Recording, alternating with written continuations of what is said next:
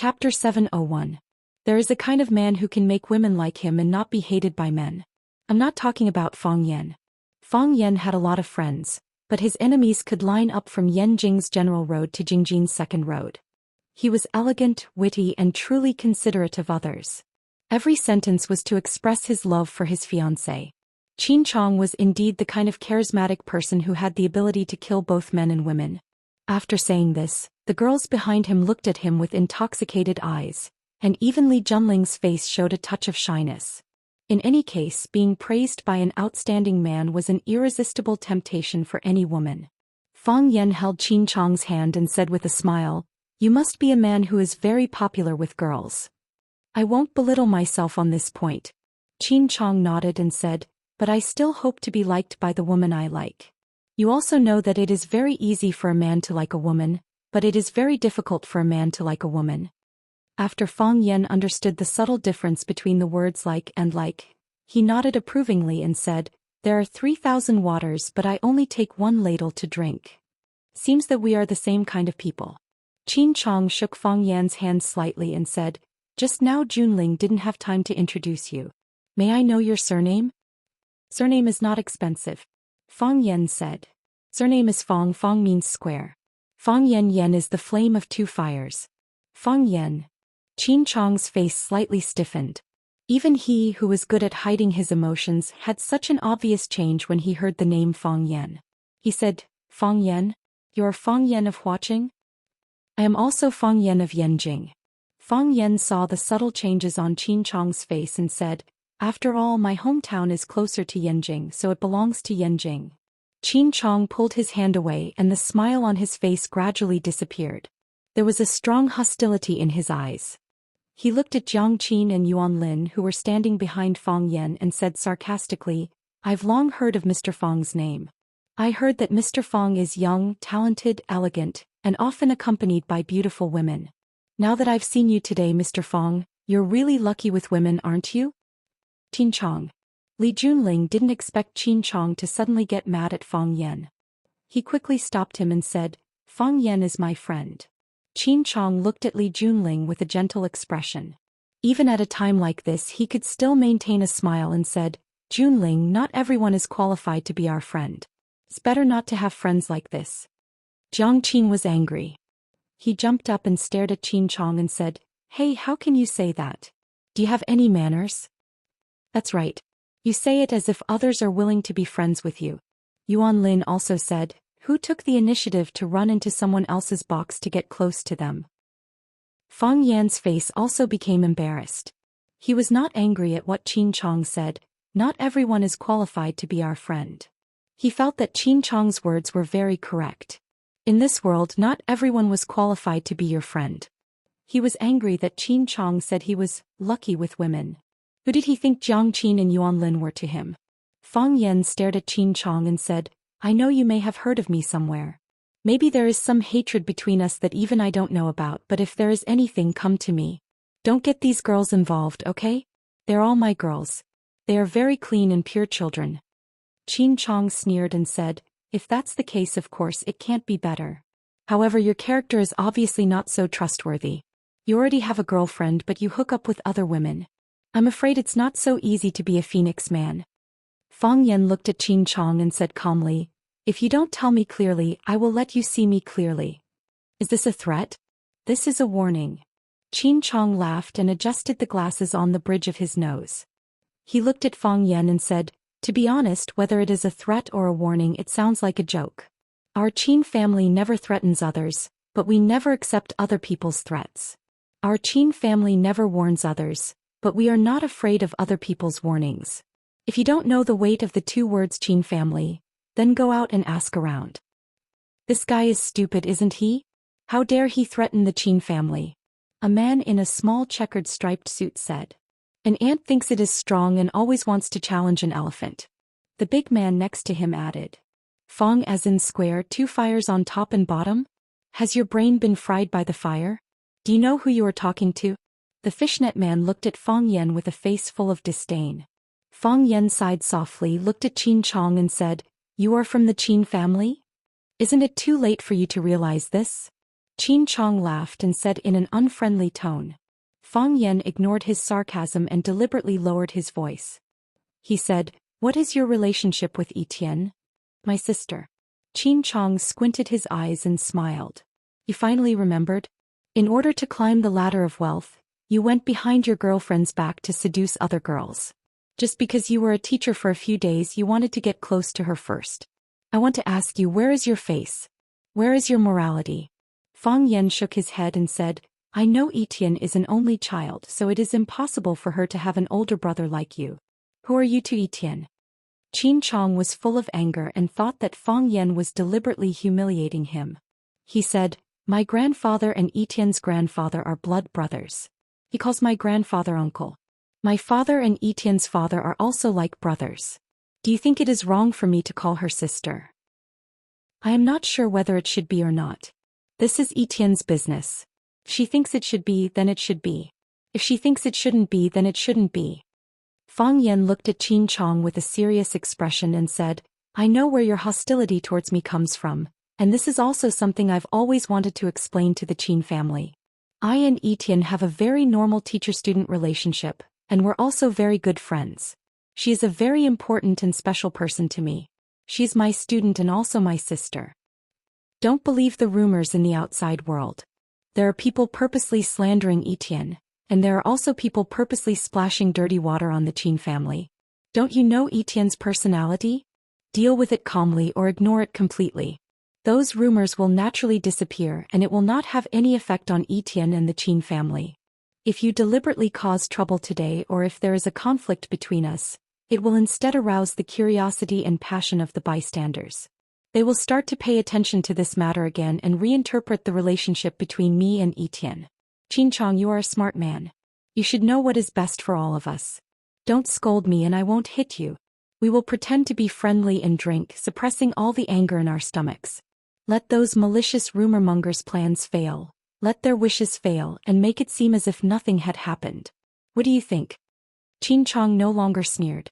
Instead, he thoughtfully looked at Fang Yan's face. After a long time, Qin Chong finally sighed and said, "No wonder there are such rumors. No wonder the Qin family's Qin Etienne, who is as arrogant as a queen, has a special liking for you. You are indeed a very powerful person." Fang Yan waved his hand and said, "Even if you want to cooperate with me, you don't need to make me sound so good. If you act too intimate with me, it will cause the bystanders to misunderstand and think that I have some kind of unspeakable relationship with Etienne. This isn't something hard for me to accept.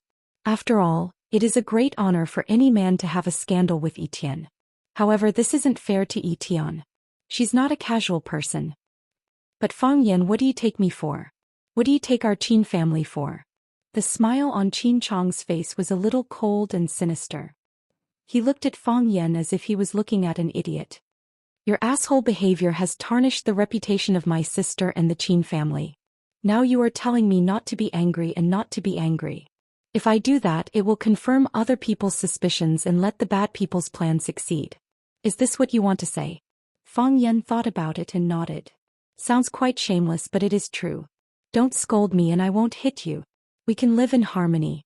Fang Yan pointed at the red wine on the table and said, "There is still half a bottle of flame snake here. It was sent by your fiancée, Miss Li Junling. If you don't mind, we can sit down and have a drink. What do you think? If I don't scold you, you won't hit me." Qin Chong looked at Fang Yan and asked. "That's right. I said that." Fang Yan nodded. "You mean that you are going to hit me? If you don't scold me, why would I hit you?" Fang Yan laughed and said, "People who practice martial arts have martial art morality as their top priority. They are kind and benevolent. They pay attention to etiquette. They cultivate their character and abandon tyranny. Help those in need, drive away evil and support righteousness. Don't fight for power. Do good deeds and you will be blessed. Accumulate virtue and you will be remembered for 100 generations. This is the martial art morality family motto that we must memorize before we learn martial arts. We will not easily hit people unless we have no other choice." "You little bastard." A young man behind Qin Chong was more angry. He scolded, "Try and touch us." But Fang Yan suddenly raised his right leg and did a beautiful horse split kick. The cloth shoe on his foot heavily slapped on the man's forehead. Chapter 702. Crack. The man had no ability to resist and fell head first onto the floor of the private room. Because Fang Yan's kick was so powerful that his head hit the ground first. In other words, when his head hit the ground, his feet were still in the air, so all the gravity was borne by his brain. After falling to the ground, he didn't even make a sound before he fainted. "You little bastard. Move. Let's try." The words were still in his ears, but the person who spoke had already fainted. After a moment of silence, people began to rush over to check on their friends. "Lu Haoran, are you okay? Call the police, someone killed him. Lu Haoran is dead. Call Lu Haoran's family. This kid is finished, we must kill him." Everyone accused Fang Yan of violence. *CK. Someone opened his mouth wanting to insult Fang Yan. Fang Yan glanced over and that man immediately shut his mouth in shock. His body even took 2 steps back. After seeing Fang Yan's kick, they didn't want to become the next Lu Haoran. "How could you?" The young man took a step back and felt that it was embarrassing to be so cowardly in front of everyone. He stepped forward again, gritted his teeth and shouted, "How could you hit someone?" Fang Yan looked at him with a smile and said, "We are all people of quality. How good would it be to kick him down? Open your mouth and shut your *king bastard. That will affect your image." Qin Chong stared at Fang Yan with sharp eyes and said, "Fang Yan, is this your attitude when dealing with things? I'm going to disappoint you again, right?" Fang Yan said. "It's strange. There are always people who think that I should admit defeat, apologize and take a step back to make peace. But I'm clearly not wrong. Why should I admit defeat? Why should I apologize? Why should I take a step back to make peace? If I take a step back the first time, there will be a second time, a third time, and even retreat will become a habit and instinct. In that case, I may lose the courage to take a step forward forever." Qin Chong glanced at Lu Haoran on the ground and said, "So, in order to show your courage, you directly knocked him out." "I didn't hit him to prove my courage," Fang Yan said.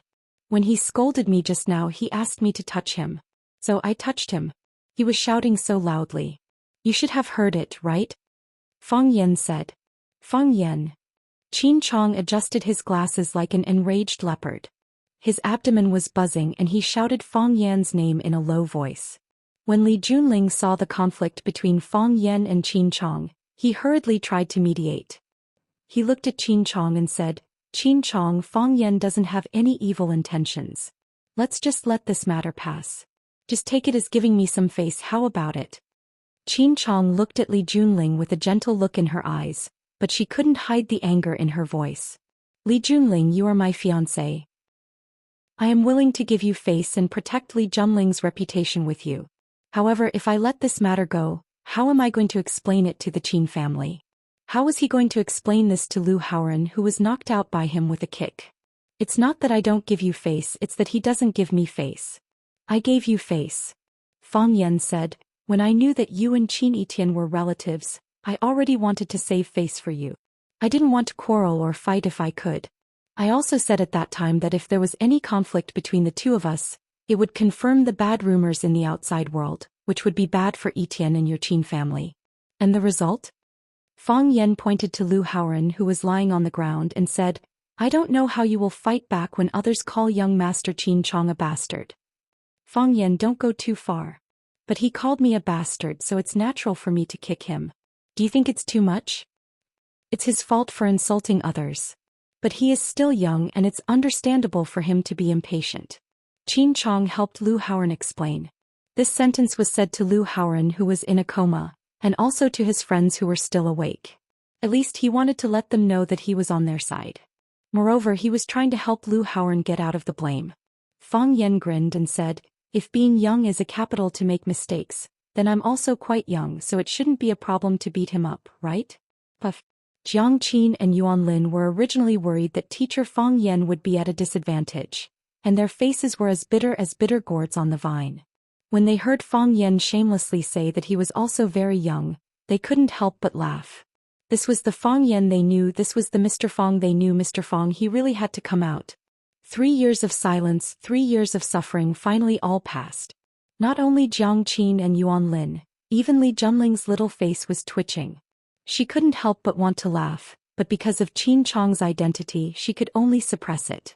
Therefore, the skin of her slender neck was squeezed into a light pink, and the blue tubes were also slightly protruding, faintly discernible. Qin Chong was infuriated by Fang Yan. He had come into contact with countless people and had many conflicts with them or backstabbed them.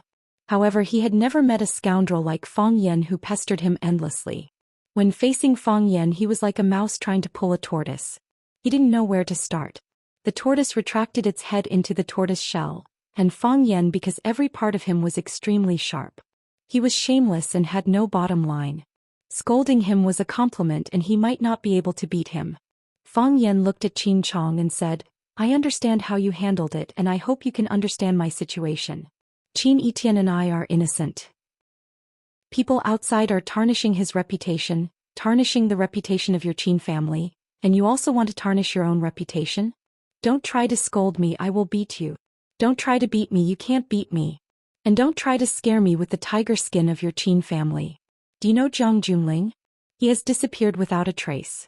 That's because he doesn't dare to come out to see me. When he comes out, I will still beat him. Even Zhang Junling can't do anything to me, what can you do to me?" Fang Yan. Qin Chong was already beginning to gnash his teeth. "Oh, I almost forgot to tell you something. It is the matter of Zhang Junling that I just mentioned. I went to see the old man of the general family, Jiang Shifu, and he is a sensible old man. He knows that his grandson has done very bad things and is worse than a beast. He said that he wanted to strangle this unfilial grandson with his own hands. But the old man is pitiful and can't see that unfilial grandson, so he said that he will be expelled from the general family, and his name will be removed from the family tree. In the future, even if he dies, he will not be able to enter the ancestral hall or the ancestral grave of the general family. He will be a lonely wild ghost for all eternity." It had to be said that the news that Fang Yan threw out was extremely shocking. Qin Chong was so shocked that he couldn't speak, and the others all opened their mouths wide in disbelief. "You are saying that the old man was expelled from the general family by Zhang Junling? What bad things did he do? Why did the general family remove him from the family tree? That's impossible, right? But Zhang Junling hasn't appeared for a long time, and now the one in charge is the general family's Major General Jun Xing." Qin Chong stared at Fang Yan with a sharp gaze and asked in a serious tone, "Is what you said true?" He felt very sad and a strong sense of defeat. Who is he? He was the Qin family's flirtatious little prince, the most beautiful existence among the flowers. He was smart, knowledgeable, elegant, charming, loved and liked by everyone. No matter where he went, he was the focus of the crowd. But today he felt that he was the focus, a dessert that was scorched by the big sun that was Fang Yan. Fang Yan was a dazzling sun and his light shone everywhere. In front of him, Qin Chong couldn't gain any advantage and instead he lost face. Once this matter was over, he didn't know how Li Junhui would look at him. Fang Yan nodded and said, "It's true. The news will probably come out in 2 days and I think that guy General Xing will be very happy to do this. Of course, the premise is that the old man of the general family keeps his word and doesn't go back on his words." "Understood." Qin Chong looked at Fang Yan with a deep gaze and said, "I still have to say that this is not the reason for me to back down. You have a girlfriend and her name is Yi Ro, right?" "Yes, she is my girlfriend." Fang Yan nodded. Yi Ro was his girlfriend, which made him feel warm in his heart. Whether one person asked him or a million, he would proudly say, "Yes, she is my girlfriend." "You just said that Qin Etian is your student and also your sister, is that true?" "Yes." "Since you already have a girlfriend and you only treat Qin Etian as your sister," Qin Chong's mouth showed a cold smile and said, "Can you promise to everyone here that you will never pester Etian again, and will never be a couple with her? Can you do it?" Fang Yan didn't answer immediately, but looked thoughtfully at the man standing in front of him. He was a Casanova and a master at picking up girls. This was something that she was certain of when he first arrived. Only now did Fang Yan realize that he was a smart person. He was even smarter than he had imagined. "I don't have a brother." A cold and arrogant woman's voice came. "So, I am no one's sister." Chapter 703. Qin Chong was a smart man. Generally, the younger generation who could be pushed to do something by the family wouldn't be too bad. First, he used Fang Yan's own words to shut Fang Yan's mouth, confirmed the teacher-student relationship between Fang Yan and Qin Etian, and then asked Fang Yan to promise in front of everyone that he would never have any affair with Qin Yitian in the future. There were two advantages to doing this. One was that the rumor that Qin Yitian was a third party was cleared, and Qin Yitian and the Qin family were innocent. The other advantage was that it was confirmed that Fang Yan would never have any chance to have any relationship with the Qin family in the future. Fang Yan was Fang Yan and the Qin family was the Qin family. In this way he could always maintain his pride in front of Fang Yan, and when he wanted to do something he could make sure that he could surpass Fang Yan in terms of resources and connections. Qin Chong didn't like Fang Yan. He didn't like him at first sight. He thought that Fang Yan and he were the same kind of people, the same kind of men who pretended to be pretentious, cheap and good at hiding their emotions and real thoughts. Such men were very dangerous and he thought that he was also very dangerous.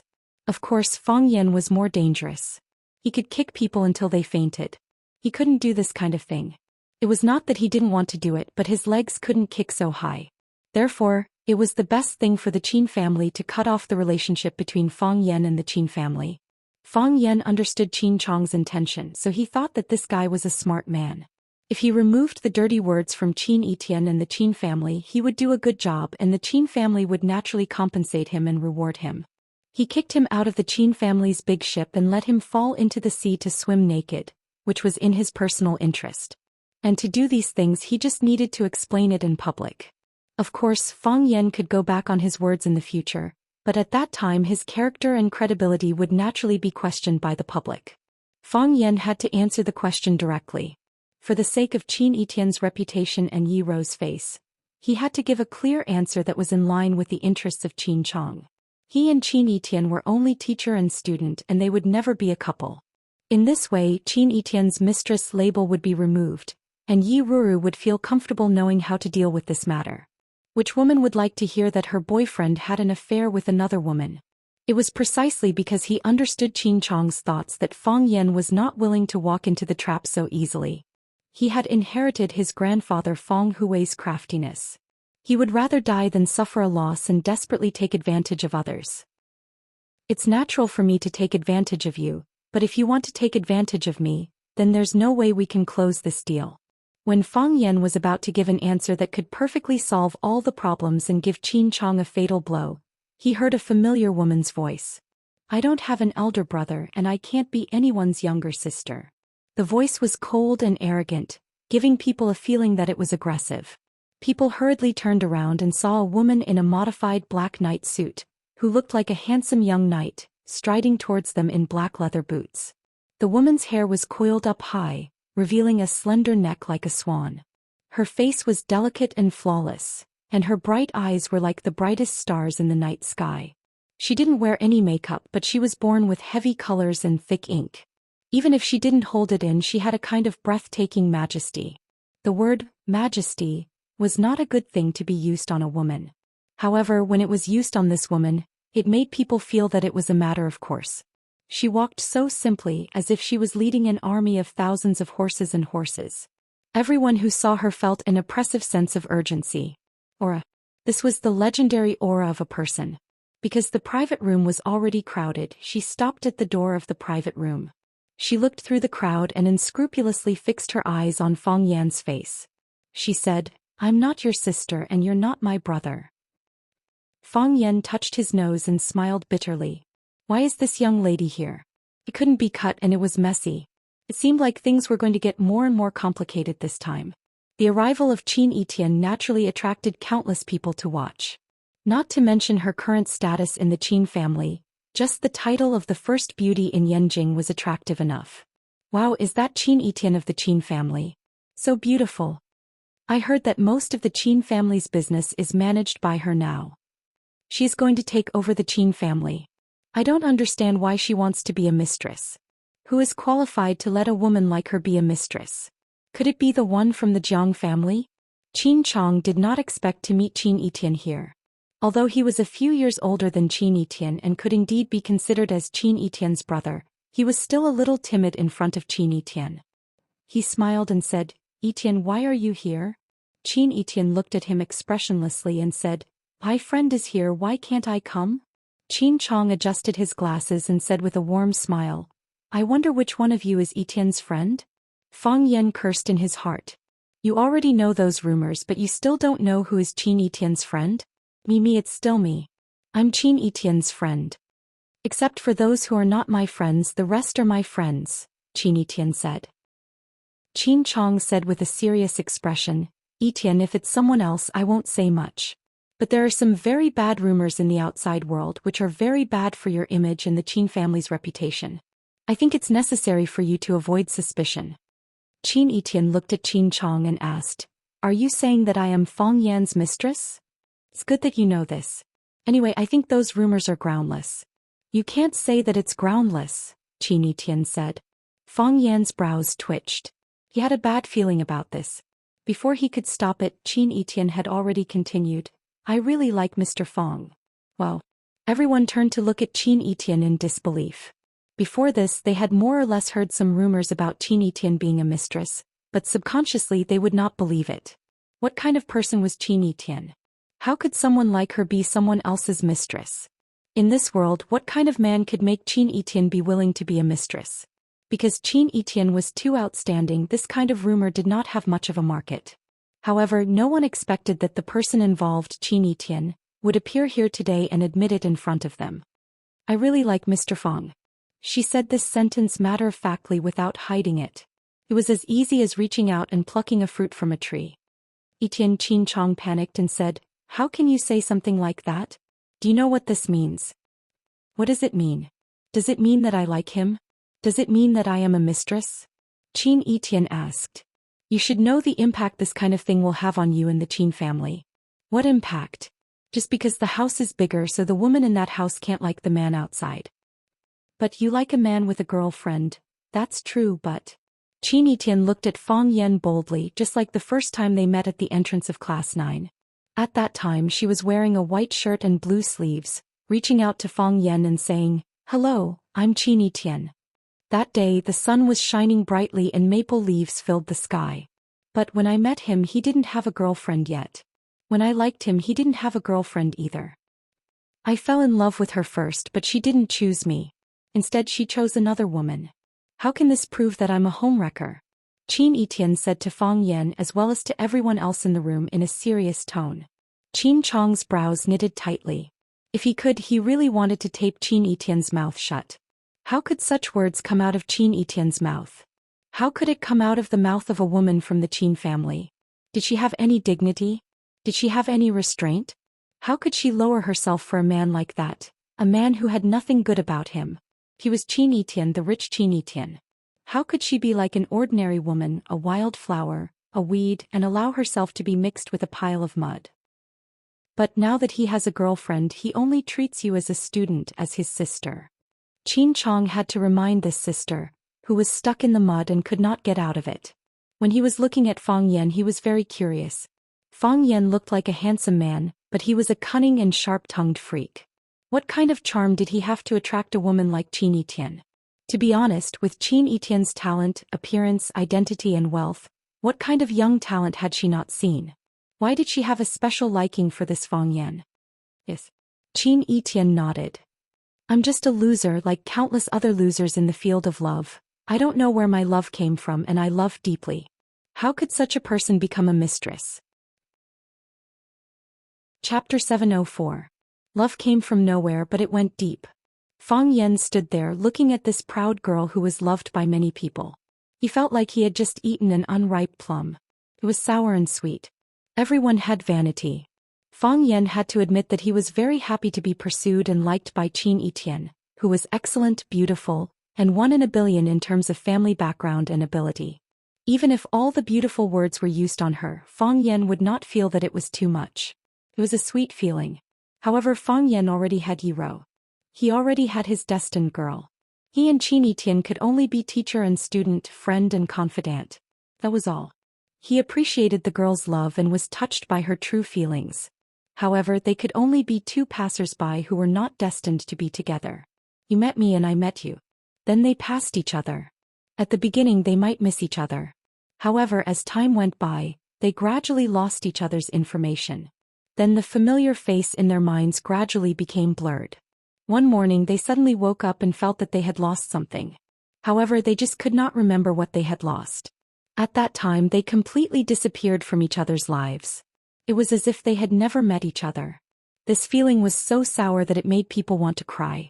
Fang Yan did not know how to respond to Qin Yitian's words. Even Qin Chong did not know how to respond to Qin Yitian's words. She was so straightforward and did not hide her feelings. She knew it was wrong, but she did not know how to criticize her. Because you like someone, you have to bear the name of a mistress. Qin Yitian said with a wry smile. But even so, can it make me not like him anymore? Impossible. Qin Yitian looked at Fang Yan and said, what does it have to do with me if others scold me? They are not even qualified to stand in front of me. How can I care about their opinions? Of course, I don't like to be bullied, so I might not be able to take revenge on everyone, but I will take revenge on people I don't like. Those who insulted me, I'll let them seek their own humiliation. Those who insulted me, I'll return it 100-fold. I never make promises easily, but every time I make a promise, I will do it 100%. Everyone looked at each other and then looked at Qin Yitian in horror. They knew that this was a threat, but they had no choice but to accept it. She was Qin Yitian. Whether it was asking for humiliation, or paying it back 100-fold, it was not too difficult for her. She could do it. However, Qin Yitian was a little abnormal today. Although Qin Yitian was extremely intelligent and every business operation could be called a miracle, he was kind to others and was willing to make money with everyone to achieve a win-win situation. Whether it was her business partners or her employees, they all spoke highly of her. Some said that she was a real aristocrat and some said that she was like a princess. But today Qin Yitian made a threat in front of everyone, like an enraged female leopard. Their eyes shifted to Fang Yan's face. Could it be that everything Qin Yitian did was to protect her lover? Qin Chong was not old and most of the people who played with him were also very young. They were the same age as Fang Yan, but at this moment, their hearts were filled with envy and jealousy towards Fang Yan. To be able to make the goddess in their hearts so wholeheartedly protect a person, even if they were to become ghosts, they would still be happy. Qin Yitian looked at Qin Chong and said, your friend is injured. Shouldn't you send him to the hospital? Qin Chong's expression was slightly stiff, but soon he grinned and said, yes. Howren is not feeling well. I don't know what happened, but he suddenly fainted. Maybe it's because of anemia. His physical condition is too poor. I have to send him to the hospital. Qin Yitian nodded and said, see you. Qin Chong took a deep look at Fang Yan, then turned and walked out of the box.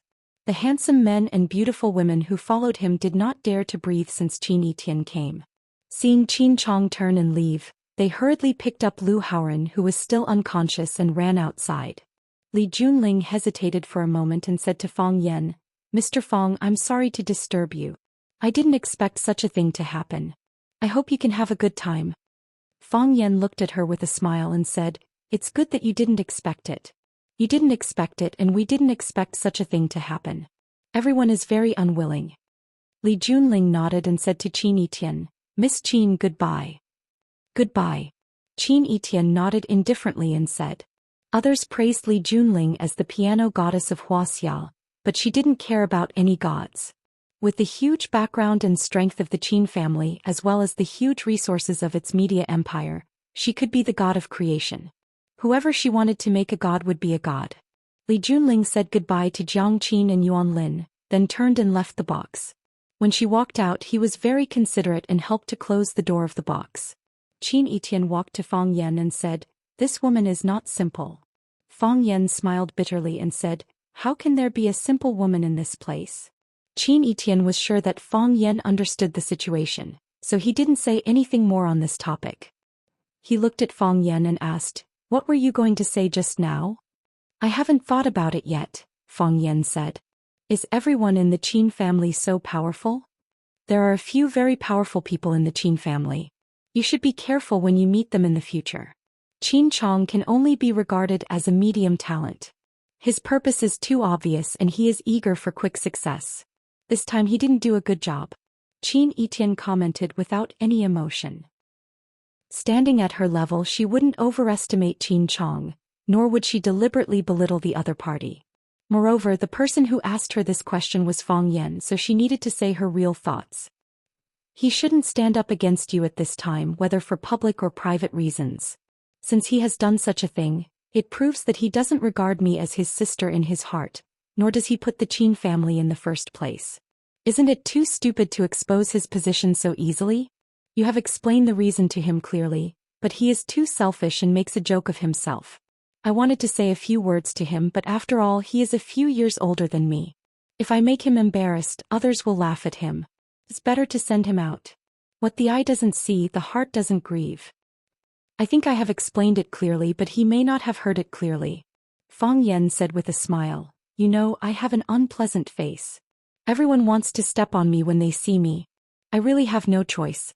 I really didn't want to hit him just now."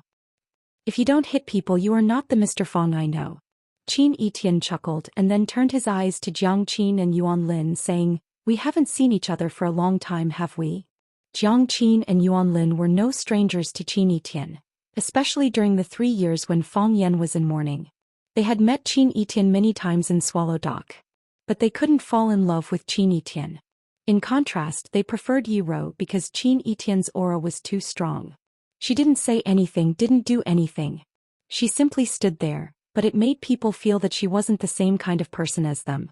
Of course, Jiang Qin and Yuan Lin also knew that they were not the same kind of people. Yi Ro was different. Although she looked cold, she was extremely kind and gentle. She would teach them all kinds of knowledge, ask people to prepare delicious food for them and take care of them at the right time. They knew that Qin Etian and Yi Ro were competitors. If they had to choose, they would naturally support Yi Ro. Of course, no matter whether it was Qin Etian or Yi Ro, Jiang Qin would not support them. She only supported herself. When Qin Etian first came, they hadn't thought about how to greet Qin Etian. Now that Qin Etian took the initiative to greet them, they felt flattered. It was like this every time. Every time Qin Etian greeted them, they would feel flattered. It was as if an amazing person suddenly took the initiative to talk to them. It was a sudden surprise. Many times they reflected on this mentality. They felt that there was no need to do this. They were already very familiar with each other and they were already friends. Qin Etian was amazing and they were doing well. However, when they met again, that feeling would be even stronger. It was also because of this mentality that they could never be friends with Qin Etian. Friends were equal. It was natural. If a friend said something to you, how could you still be friends with such a surprise? Sister Etian. Jiang Qin looked at Qin Etian and said with a smile, "Long time no see. I didn't expect to see you here." "Sister Etian, you're getting more and more beautiful." Yuan Lin also said with a smile, "Since Mr. Fang is here today, let's celebrate and have a few drinks." Qin Etian nodded and said, "Of course. I haven't drunk in a long time. Moreover, I said so many embarrassing things just now. If I don't drink some wine, how can I tell others that I speak the truth after drinking?" Chapter 705. Junling Clubhouse was named after the piano goddess, Li Junling. Li Junling would play a piano piece here every week. If she had enough time, she would come here several nights in a row. She was the owner of this place and the queen of this clubhouse. This place could give her a greater sense of accomplishment. Li Junling set up an independent restroom in Junling Mastery. When she was tired of playing or tired of socializing, she would come here to take a nap. When Li Junling entered the electronic lock password on the door and pushed open the door of the restroom, the luxuriously decorated room was filled with a faint smell of tobacco. Li Junling didn't smoke, but she liked to smell this faint fragrance. She took a deep breath and said in a reproachful tone, "You're smoking again." A handsome man was sitting on a recliner by the window, holding the latest issue of Playboy magazine in his hand. Many blonde beauties on the cover were wearing fiery red bunny costumes. Their buttocks and breasts were big and their breasts were swaying. It gave people a strong sense of visual impact. The man's eyes turned from the magazine and said with a gentle smile, "I said I wouldn't smoke here, but I couldn't help it." Li Junling took off her slender high-heeled shoes at the door and walked behind the man with her bare white feet. She reached out and stroked his handsome face. She said in a soft voice, "You know, I'm not really blaming you. It's hard for you to come here. If you want to smoke, smoke. I don't want to force you. Besides, I don't hate the smell of cigarettes and I don't hate the cigarettes you smoke. You always indulge me. I can't control myself in the future." The man stroked the woman's small hand with one hand and said with a smile, "An unrestrained man is very dangerous. After a woman gets married, her identity will change. She is the husband's wife and the husband's mother. Women can't help but spoil their husband like a child. Men are also born with a strong sense of dependence on women's breasts. Li Junling put her chin on the man's head from behind and sniffed the shampoo fragrance in the man's hair. She said, "I think you're the cutest child in the world. I just can't help but spoil you. No wonder I always like to come here." Junling's words are nice and philosophical. Junling shouldn't be a pianist but a philosopher. "I'm a musician." Li Junling gently rubbed his chin on the man's hair and said, "Every musician is an artist. Every artist has the opportunity to become a philosopher." Sounds like a philosopher is the final advancement? Most philosophers are lunatics. Li Junling said with a smile, "Only by entering a state of insanity can I see the world clearly and see the truth. I feel like I'm going crazy. Otherwise, how could I become your woman?" There was a silent smile on the man's face. With one hand holding the Playboy magazine and the other hand caressing Li Junling's delicate pink face, he said, "Do you feel wronged again? I heard that Qin Chong is also here today." "Yeah." Li Junling straightened his body and said with a smile, "He is my fiancé. Isn't it natural for him to visit me?" "That's to be expected." The man sighed softly and said, "The man of the general family cannot marry the woman of the Qin family, but he stole the woman of the man of the Qin family.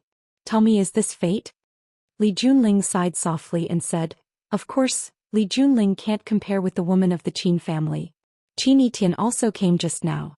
I've long heard of her name and it's not the first time we've met. However, when she walked in I still felt a strong sense of oppression. Maybe it's not just me. Everyone who sees her feels the same way." "Have you experienced that kind of feeling? She's like an ancient queen. When she walks over, all the subjects have to bow or even kneel down. They don't even dare to breathe loudly. Even flattering words are really unnecessary. It's a kind of disrespect to her. Tell me, when did I, Li Junling, think about flattering others? Why is there such a big difference between people? Beautiful women were born proud." Li Junling could also be considered a dragon among men. In a certain small circle, she was also the object of admiration and flattery. For example, in her Junling club she was fully deserving of being the most dazzling star. However, tonight that Qin Yitian just happened to come. Qin Yitian's greatest ability was that no matter where she went, her powerful aura would turn that place into her home field. You stood in front of her like a lowly little servant. You only knew to speak when she spoke to you. You only dared to leave when she nodded in agreement. Which woman would like this kind of feeling? At least Li Junling didn't like it. Even now, his heart was still unbearably uncomfortable. He had been humiliated, but he didn't know how to fight back because the other person didn't do anything. She didn't even look at him. Of course, not looking at him was another form of humiliation. An adopted daughter should be like Qin Yitian. The man softly said the saying that resounded throughout Yanjing City. He said, "An adopted daughter should be like Jiang Junling." Jiang Junling has disappeared into thin air. Because of this saying he soared to the sky, and also because of this saying he became a laughingstock. Perhaps it was because Qin Yitian was a woman and a very beautiful one at that. Therefore, everyone was particularly tolerant of her and was willing to give her more convenience and care. Therefore, until now, everything she did was amazing and every business she invested in could be called a miracle. After Jiang Junling's accident, some people also began to question whether Qin Yitian's ability was worthy of this saying. The final result is well deserved. Li Junling smiled and said, "I think whether it is worthy or not, the key is to see whether you have a strong opponent. If Qin Yitian's opponent was Fang Yan, what would the situation be like? Thinking about it, it is really an interesting idea." The man shook his head and said, "Impossible. We have evaluated Qin Yitian's characteristics. She has a firm mind and strong willpower. Because she is quite intelligent, she has 100% confidence in her every word and deed, and it is difficult to change the decision she has made. Even her mother, who is known as the Demon Emperor, can do nothing about it. Moreover, because of that incident, she is full of trust and dependence on Fang Yan. No one thought that the hastily ended kidnapping incident would make Fang Yan who he is today. If that incident had been successful, or if she had simply killed the hostage, would there still be a mess that we need to clean up today? Why did Fang Yan rise so fast? That is because Lu Chaoga is behind him. Chaoyan technology. Why can Chaoyan technology develop so fast and remain independent? That is because of Qin Yitian and the support of the Qin family. Without Qin Yitian, whether Fang Yan and Lu Chaoga could keep Chaoyan technology is really unknown. Which Boston creeper doesn't need a hard fence to support it? Li Junling walked to the man's legs and squatted down. She reached out and stroked his crotch. She looked up with a charming smile and said, "You have a reaction? Is this kind of book that good?" The man closed the magazine in his hand and said, "Of course not as good as you." So the woman unzipped the man's pants, squatted on the ground and began to work. No one would have thought that the goddess of piano, who was respected and worshipped by millions, would be willing to serve the man she loved in such a manner. Our Li family also relies on the Jiang family. If it wasn't like this, Li Junling raised her head during a break in her work, looked at the man and said, "I would have been swallowed by someone else a long time ago, right?" Fang Yan and Lu Chaoga chose the Qin family as a partner. That was the smartest choice, because only the Qin family could resist the Jiang family's offensive, unless the Jiang family was willing to go to all-out war with the Qin family. But at that time, the Jiang family shouldn't have made such preparations, right? Killing 1,000 enemies, losing 800 of your own men. Why let those irrelevant people take advantage of it? The man's whole body lay comfortably on the leather sofa, closed his eyes and enjoyed this high standard of courtesy. He had a calm smile on his face and said, "The big tail is not left alive.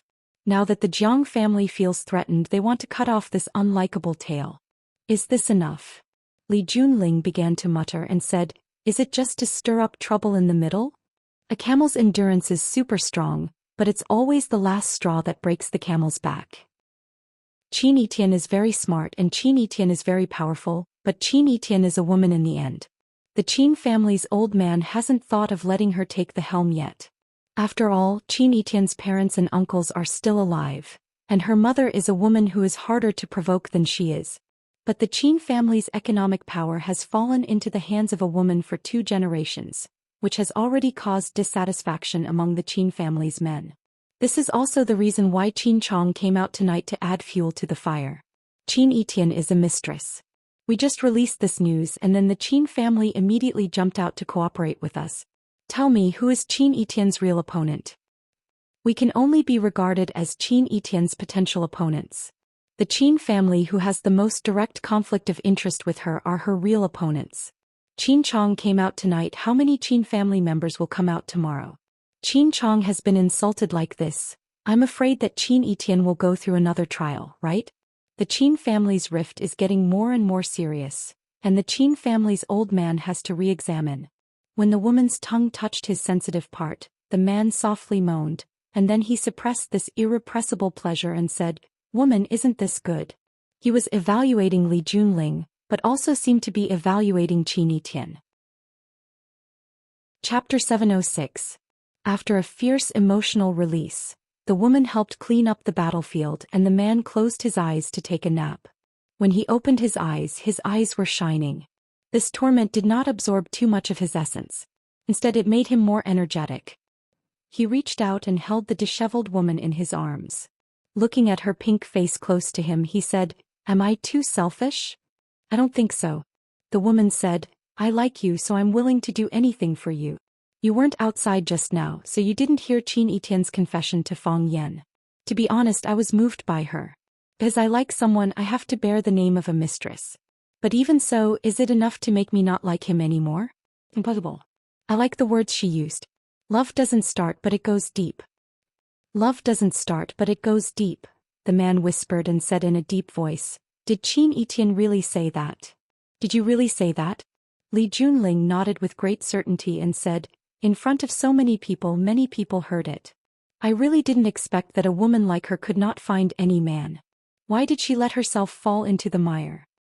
That's why it proves that Fang Yan is too dangerous. The man's voice was a little firm as he said, it's too dangerous. I don't see it at all. Li Junling said, I often heard you mention him before. I thought he must be a very great person. Today I accidentally bumped into him at the door of the club. Do you know what he was doing? He was joking with the greeter at the door.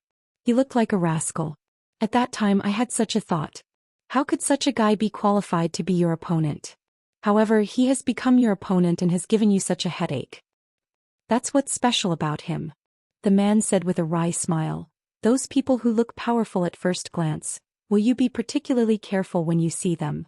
Of course, Li Junling said without hesitation. Would you be willing to be friends with those guys who look particularly smart and slick? Yes, I would. After all, it's quite comfortable to get along with such people. However, I would be more or less on guard. Yes. So, when you meet a man like Fang Yan, do you feel a sense of kinship?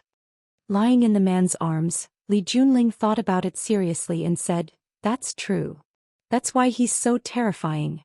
The man said, whether it's Lu Shu of Huaqing Lanshan Valley, or Jiang Zhulu of the Jiang family that he single-handedly destroyed, including my insufferably arrogant younger brother General Ling, tell me which one of them isn't an outstanding talent. Which one of them wasn't vicious and merciless? One look and you could tell that they were big shots. What was the result? One by one they were either defeated by him, subdued by him, or beaten into submission by him. Dogs that bark don't bite. You have to remember this forever.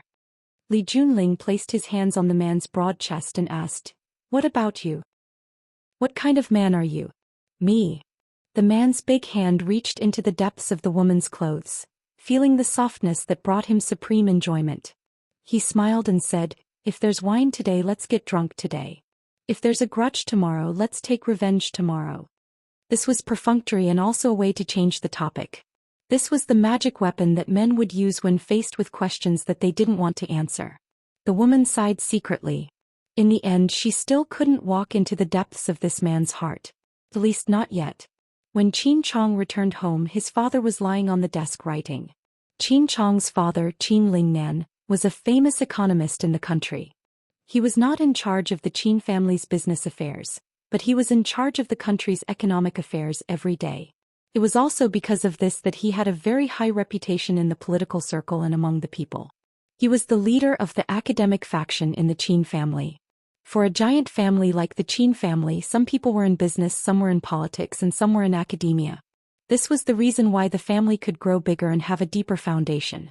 Qin Chong knocked on the door, stood at the door and said, Dad, you haven't rested yet? I'm writing a manuscript. Qin Lingnan looked up at his son and continued to busy himself with the things at hand. This kind of thing can be handled by the secretary. Why do you need to do it yourself? Your waist hasn't been well recently, so pay attention to rest.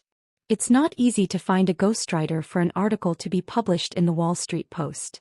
Seeing that his son was in the mood for a long chat, Qin Lingnan stopped writing. He picked up a cigarette from the cigarette box beside him and lit it. After taking a deep puff, he looked at his son and asked, What's the matter? I ran into Fang Yan tonight, Qin Chong said. Qin Lingnan raised his brows slightly and said, There was a conflict? Other than Qin Etian, his student Fang Yan had almost never met any of the important figures in the Qin family. However, as long as they were ranked in the Qin family, they would have a deep understanding of Fang Yan. His information was on everyone's desk and everyone was making various interpretations of him. Qin Lingnan was no exception. Although he did not care about the Qin family's business affairs, he had some understanding of some of the key partners. The popularity of Chaoyan technology and the vigorous development of renewable energy were closely related to his vigorous advocacy behind the scenes. The ancients paid attention to, before the troops and horses move, the provisions and fodder move first. In the commercial war of modern society, it was extremely necessary to take a breather and observe the reactions of the surrounding people before making a move. He has a bad temper. He hurt the third son of Minister Lu's family, Qin Chong said with a smile. Lu Haoren is still in the hospital now. The Lu family has already rushed over. I'll explain it to them and come back. I'm afraid it's not easy. Qin Lingnan did not care about his daughter's quarrel. Every day he paid attention to national affairs and the world's economic situation. He really did not care about who slapped who or who quarreled with who. That's not the main purpose of your visit, right? Etienne is also there, Qin Chong said. Qin Lingnan's expression froze slightly. He was still very concerned about the girl and his family. He could not help but pay attention to her. Whether it was the outside world or the Qin family, they were all shrouded in her brilliance. Not only was she beautiful, but her various legends, her investment foresight, and the fact that she had already predicted Chao Yan's great potential when she was still a student. She pulled strings between them and made his mother vote for Lu Chaoga. In Qin Lingnan's generation, the most outstanding person in the Qin family was Qin Etienne's mother. Until now, the Qin family's economic power was still controlled by that woman. In Qin Etienne's generation, Qin Etienne had inherited all of his mother's strengths. Perhaps he might also inherit the giant commercial ship that was controlled by his mother. Although he was still young, who knew if this would be the case in the future? At least Qin Lingnan had already seen the stubborn attitude of the old guys in his family towards Qin Etienne. What did she say? Qin Lingnan asked. I had a dispute with Fang Yan because I wanted to use this opportunity to clear Etienne's name and wash away the dirty water that was poured on us. I wanted Fang Yan to admit in front of everyone that he and Etienne did not have that kind of relationship. However, Etienne's performance was very difficult to accept. Huh. Qin Lingnan pressed the cigarette butt in his hand into the ashtray and waited seriously for his son to continue talking about what happened next. Qin Etienne admitted her feelings for Fang Yan in front of everyone and was even willing to bear the blame of being a mistress. Qin Chong repeated what happened at that time. He did not deliberately add oil to the fire because the truth itself was enough to make people angry. Sure enough, after listening to Qin Chong's narration, Qin Lingnan's expression became ugly and he shouted angrily, "Nonsense! Does Qin Etienne still want her face? She is shameless, but does our Qin family still want our face?" Qin Chong knew that his father would definitely have an intense reaction because he was a cultured person, and cultured people cared the most about their reputation and the image of their family. Qin Etienne said that she is willing to be a mistress? If she is willing to be someone else's mistress, then she should get out of the Qin family. There are so many girls in the Qin family, which one of them is as shameless as her? How can she say something like that? Dad, don't be agitated. Qin Chong was happy in his heart, but he pretended to be anxious. He quickly comforted and said, Qin Etienne is in the second master's family. Whether she is good or bad, we can't control it. Can't control it? Why should I? Qin Lingnan took a big sip of tea and said, Many people heard what she said? Yes, many people heard it, Qin Chong replied. Other than witnesses, is there any physical evidence? Yes. Qin Chong said, it happened at Junling Clubhouse. If I ask Junling for the surveillance video, she will definitely show it to me. Li Junling. Is she also involved in this matter? Qin Lingnan stared at his son in confusion and asked. It's like this. Fang Yan happened to have an appointment with two small stars at Junling Clubhouse. I happened to go to Junling Clubhouse to see Fang Yan. Juntai took me to see Fang Yan. At that time, I only knew that Fang Yan had arrived in Yanjing, Qin Chong said. Qin Lingnan frowned and tried hard to think about the relationship between the people in the middle. He said, Is Li Junling okay? Dad, so what if she is okay? So what if there's no problem? Qin Chong smiled and said, Even if she intentionally led me to see Fang Yan, so what? What she wants us to do is what we need to do. If what happened tonight is spread out, I'm afraid the other families will be very uncomfortable, right? For the sake of Qin Etienne's dignity and the reputation of the Qin family, I kindly persuaded her, but in the end I was humiliated. Isn't this crack getting bigger and bigger? Isn't it also beneficial for us to tear open a crack? How can the men of the Qin family always be suppressed by a woman? Qin Lingnan glanced at his son and said, Give me the video of Etienne saying those words. I want to let the elders of the Qin family see if the heir they chose knows how to write the word shame. Chapter 707.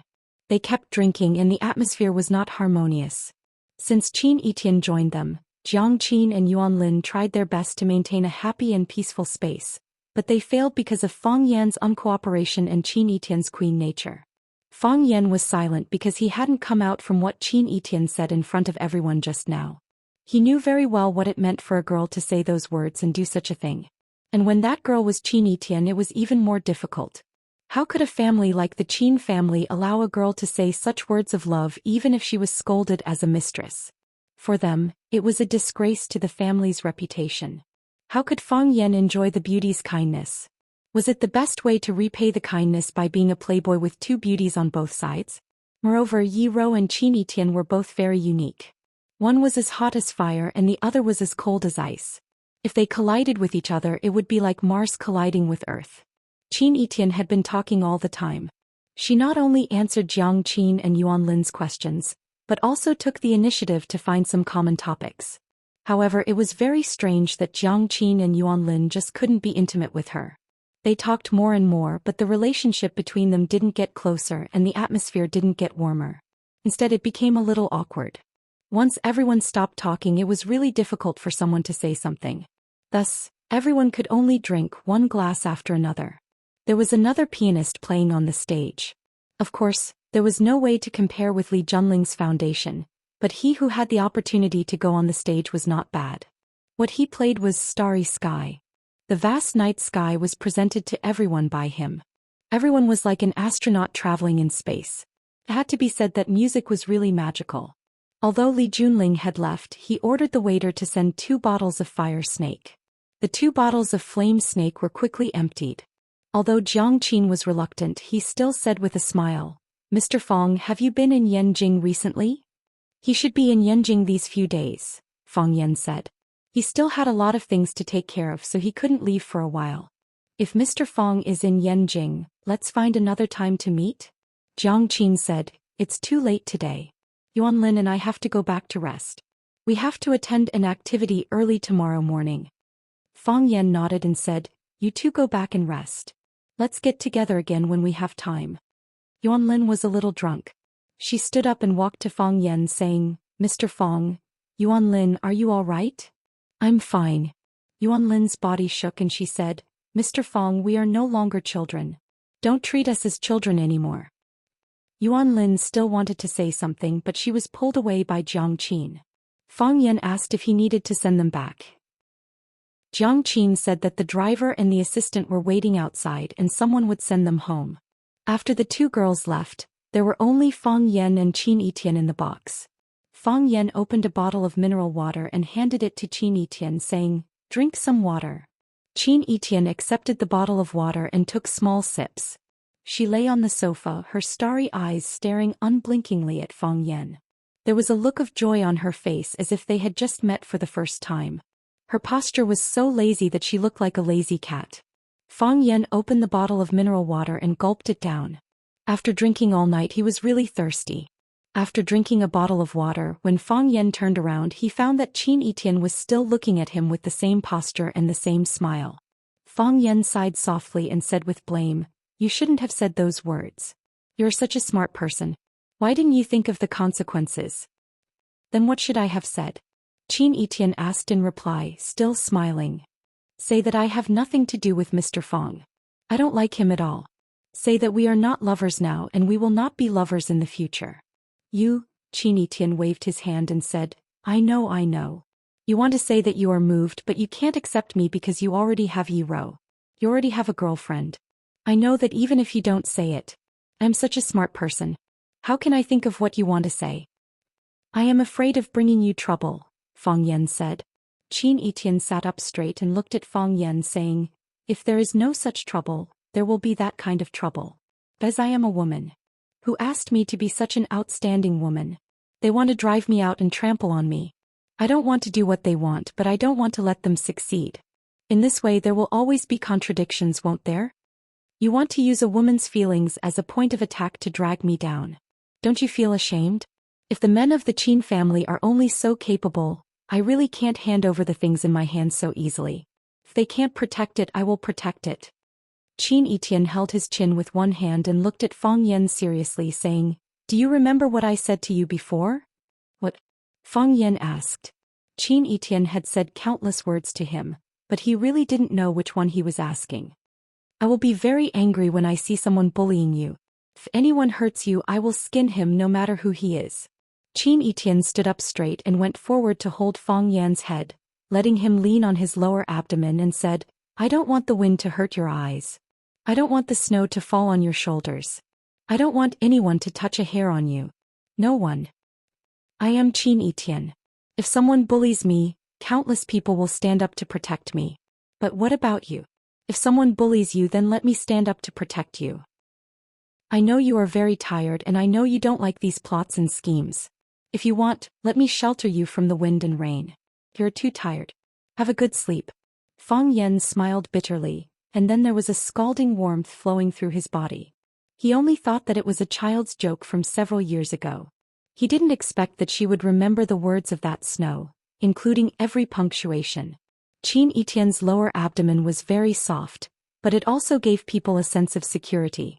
Fang Yan, who alone supported the Fang clan and struggled with all kinds of forces, couldn't refuse this kind of protection and couldn't refuse this kind of gentleness. He was really tired, very, very tired. Fang Yan closed his eyes and quickly fell asleep. The Qin clan's old residence wasn't old at all.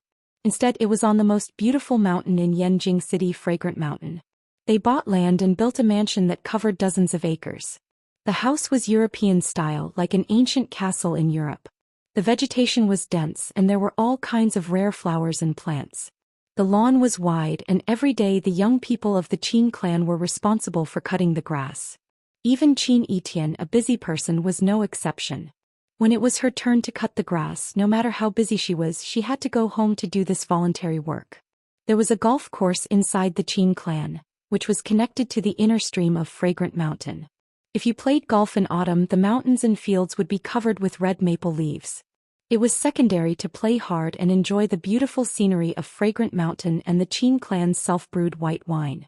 The Qin clan paid attention to being open and above board, and there was nothing that they couldn't tell others. Therefore, their family style was to make money generously and spend generously. They didn't hide their wealth in the deep mountains, nor did they live in a small shabby house to show off. They liked to enjoy themselves, and they also had the courage to show everything they had in front of others. They weren't afraid of jealousy and they had the ability to resist all opponents. Their way of doing things was very popular, and even some influential people in Yanjing would come over to drink tea and play a few rounds of golf with the Qin clan's old master when they had nothing to do. The Qin clan in Yanjing was also an ancient family that had been standing for thousands of years. It was said that they were the descendants of a general surnamed Qin in the Qin dynasty. However, their history was too long and they had been passed down for countless generations. Except for the Qin clan's own people, it was difficult for outsiders to say for sure. Because of the need to cut the grass, Qin Etian often went back to the old house. However, today he was called back by his grandfather. His grandfather's attitude when he called was very kind. He said with a smile, "My dear granddaughter, Grandpa wants to drink tea. Come back and make a cup of tea for Grandpa." Therefore Qin Etian came back to make tea. Qin Etian was indeed making tea. In her grandpa Qin Dongyang's luxurious tea room, Qin Etian sat in front of the tea table in her snow-white robe. She warmed the teapot, prepared the tea, brewed the tea, poured the tea and served the tea. Her robe was wide and her movements were smooth. Several old people held the teacups and drank tea. Qin Lingnan, the second uncle of the great-grandpa's family, stood beside them. He looked down and pretended that he was invisible. Before Qin Etian came back, he had said all that he needed to say and done all that he needed to do. As for how to decide, it was up to these old people. Qin Chong stood outside the tea room. He was not qualified to sit here and drink tea with the old people around the tea table. With a gentle smile on his face, he seemed to enjoy such a family gathering. After Qin Etian distributed the tea to the 3 grandfathers and 2 sisters, he knelt there and poured a cup of tea for himself. He tasted the tea and found that it tasted good. It was his usual level. However, the water used was Fragrant Mountain spring water that had been stored for a day. When he drank it, there was a rusty smell. If it was freshly fished, the taste would be sweeter and more delicious. Qin Etian's grandfather, Qin Dongyang, closed his eyes and took a sip, letting the warm tea flow down his throat and into his lungs. His lips and teeth were filled with the tea perfume and sweetness of the water. He asked, "How is it?" "Good tea." Qin Shouing was the first to respond. "The water is good, the tea is good, and the tea maker is even better," said Qin Yunlan, the eldest of the siblings. "Etian's tea-making skills are getting better and better. We just need to drink it. Why do we need to taste it? What do we need to judge?" Qin Shifeng looked a little impatient. Qin Dongyang nodded and looked at his granddaughter sitting opposite him. He said with a smile, "Etian, you've drunk the tea. Go back and rest." Qin Etian stood up, bowed slightly to the old people and then turned to leave. From beginning to end she didn't look at Qin Lingnan and Qin Chong. Chapter 708. Since the tea master had left, the people drinking tea should have left as well. However, other than Qin Etian, no one else in the tea room had left. Qin Dongyang held the teacup and said with a smile, "This tea is still edible, which proves that Etian has put in a lot of effort all these years. I also tried to persuade her. She's a girl, why waste her time on these trivial things all day? Girls at her age should be studying, shopping, and dating. She should have fun for a few years and her youth will be gone forever. When she's at our age, she'll be a joke if she studies and dates again. Etienne is stubborn and doesn't listen. Qin Yunlan glanced at Qin Lingnan and said in a displeased tone, although Etienne is a girl, she's a great talent in our Qin family. What's wrong with a girl doing these things? Why can't some people like her? It's not like we don't give you a chance. Doesn't the Qin family have a startup fund? As long as you have a project, as long as you have creativity, everyone has a chance to prove their ability.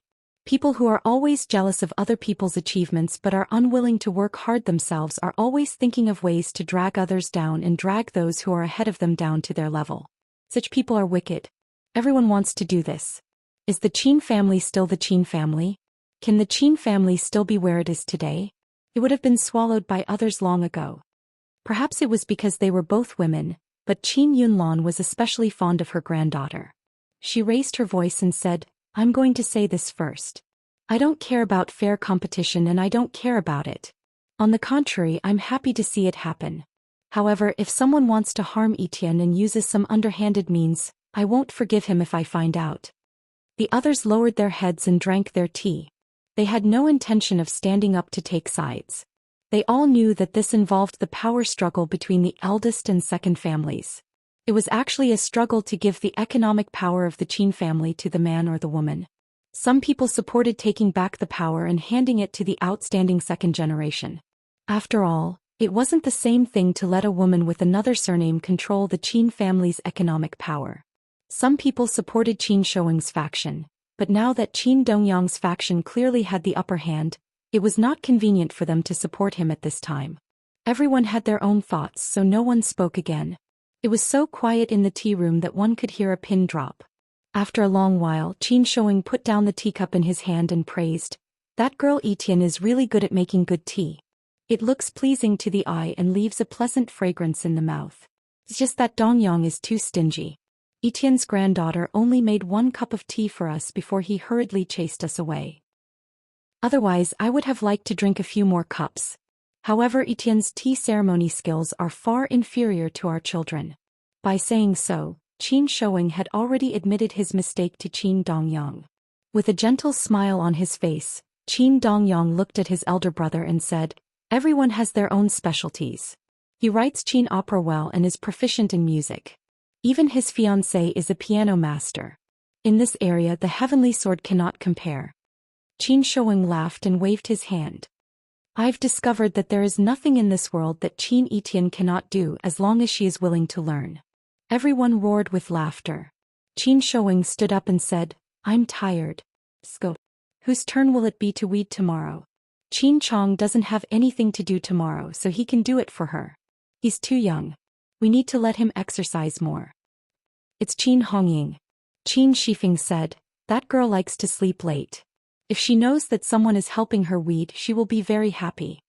Qin Chong walked over and said to the old man, "Third grandpa, please tell Sister Hongying that I will help her weed early tomorrow morning. Let her have a good rest." "Yes." Qin Shifeng looked at Qin Chong thoughtfully and said, "Men should be open-minded. The more open-minded they are, the bigger their heart will be. With a big heart, the wider the world you see will be. Only then can you achieve extraordinary things." Qin Chong bowed deeply and said, "Thank you for your guidance, third grandpa. I know I was wrong." Qin Shifeng grinned and pointed at Qin Chong. "This kid is quite sly. He is quite active in admitting his mistakes." Everyone laughed again and the tea party ended. Qin Shoueng returned to his room. His son Qin Lingling and grandson Qin Chong followed him in. Qin Shoueng sat on a chair while Qin Chong hurried to pour tea and get snacks for his grandfather. Qin Shoueng took the teacup that Qin Chong handed over. He didn't take a sip. Instead, he looked at Qin Chong and said, "Do you know why I didn't reprimand you just now?" "Because Grandpa was protecting my pride," Qin Chong said with a face full of guilt. "Bullshit." Qin Shoueng squeezed out a very unrefined word from the corner of his mouth. "Protect your pride? What pride do you have that's worth me protecting? I just feel too embarrassed and can't stand up and say it. Isn't that embarrassing? Qin Chong, aren't you ashamed?" Qin Chong's face turned red. He was so embarrassed by his grandfather's mockery that he couldn't speak. I know that you men want to fight for power and snatch a piece of the cake. Fight, snatch, I'm happy. What kind of man are you if you don't wield power and play with women? It's not just me. Do the others not have the same thoughts? Why does our Qin family's business need a woman with another surname to control it? Are the men of our Qin family sh*t? Are none of the men of our Qin family presentable? But, can you not be so shabby in what you're doing? Can you not say that?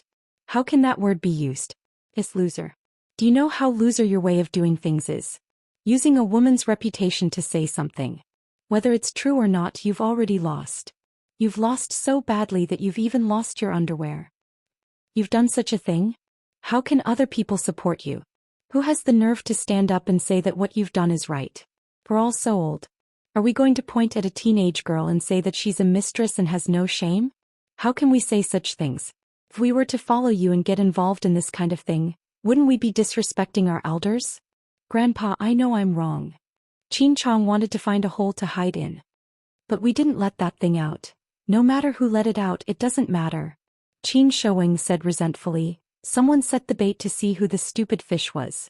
In the end, my son and grandson became the two most stupid fish. Thinking of this, my old face is burning with pain. I didn't get laughed at by them but by the two of you. Qin Lingling stood at the side, feeling too ashamed to show his face. Although his father didn't scold him by name, most of the blame fell on his son. However, he was already so old, yet he followed his son to do such a thing. It was really stupid. After talking for a long time, Qin Chong finally raised his teacup and took a big sip of fragrant tea. He waved his hand and said, "Go. You two can go back. It's late, so have a good rest. Qin Chong, get up early tomorrow. Remember to eradicate the weeds in the garden. I should also give you a little punishment so that you'll remember this forever. Sometimes the more fragrant the bait is, the bigger the trap." Qin Chong nodded and said, "Grandpa, I'll remember what happened today." Qin Lingling also said, "Dad, you should rest early. Go back, all of you." The old man waved his hand and said. When Qin Etian returned to his room, the light in the room was on. An elegant and gentle woman in a purple nightgown was sitting in front of the floor-to-ceiling window reading a book. It was a book Qin Etian was reading, titled The Little Prince. She had read it several times before. Because she liked the story inside, she would review it when she had nothing to do. Qin Etian walked to the woman and sat down. He asked with a smile, "How many times is this?" "The 4th time," the woman said. "I've read it for the 5th time," Qin Etian said proudly. "But I haven't finished reading it for the 5th time. I've been too busy recently." The woman closed the book in her hand, looked at her daughter and said, "Have you finished the tea?" "Yes." Qin Etian nodded and took The Little Prince from his mother's hand. He took a bookmark and put it where his mother had just read it. He said, "The ending has been predestined. It's just a formality." The woman nodded and said, "You won and Qin Chong didn't lose." "I know." Qin Etian nodded and said, "After what happened to Jun Wei and the judgment of the elders tonight, I'm afraid my brothers in the family hate me even more, right? Who asked me to be a woman? A woman should be a good wife and have more children. Why should I be in charge of the family business? You've done all the things that men should do. What do you want them to do? Do you know why I hold on to the power in my hands?" The woman asked. "I don't know." Qin Etian shook his head. "You've never told me either. But I know you're not a person who is greedy for power. The more they want it, the more I won't give it to them," the woman said. "I just want to tell them that you can't compete with me." Qin Etian was stunned for a moment, then giggled and said, "I like this reason." The woman reached out and stroked her daughter's silky hair. She sighed softly and said, "It's just that releasing such news will eventually damage your reputation." Qin Etian smiled and said, "If you don't release it, others will release it. It's like a bomb. If we detonate it ourselves, the initiative is still in our hands. If we let them detonate it, it's hard to say what the result will be. Besides, even my mother helped me steal a man. How can I not win?" Chapter 709. After Fang Yan took a taxi to the address on the information, Zhang Jianjun's secretary had been waiting at the intersection for a long time. Seeing the taxi stop, Li Mingyun quickly walked over to help open the rear door. He used his hand to protect Fang Yan's head from hitting it and said respectfully, "Mr. Fang, it's not convenient for the boss to come out." He's waiting for you in the private room. Zhang Jianjun was the secretary of the chief and a close minister of the emperor. In such a sensitive and critical position, there were countless people who wanted to be on good terms with him every day. If he stood on the side of the road to welcome guests, the people behind him could probably line up to the west gate of Xuanwu Gate. Of course, it was also possible that Zhang Jianjun felt that Fang Yan was not worthy of him coming out to welcome him personally. Fang Yan stepped out and shook hands with Li Mingyun. He said with a smile, "We Jianghu people don't care about trifles. This way please." Li Mingyun made an inviting gesture and then walked to the side to lead the way. The young man was very young, but his eyes were sharp and his hands were fast, and he did things in a measured manner. Fang Yan thought to himself, Wuxia's most outstanding talents are probably fighting in the system, right? Along the corner of the red wall, they turned left and right for a few hundred meters before stopping at the intersection of a bluestone alley. Li Mingyun walked to the door of the first Sihiyuan at the end of the alley and gently knocked on the door lock. The wooden door opened and a beautiful woman in a palace dress bowed with a smile and said, "Your servant pays respect to the master." Li Mingyun waved his hand and said, "We Jianghu people don't care about trifles." He had learned from Fang Yan's words and used them in a practical manner. The woman wanted to lead the way in front, but Li Mingyun waved his hand and said, "I know the way." It was a traditional Sihiyuan restaurant with red walls and green tiles. It was somewhat similar to the popular private home cuisine outside.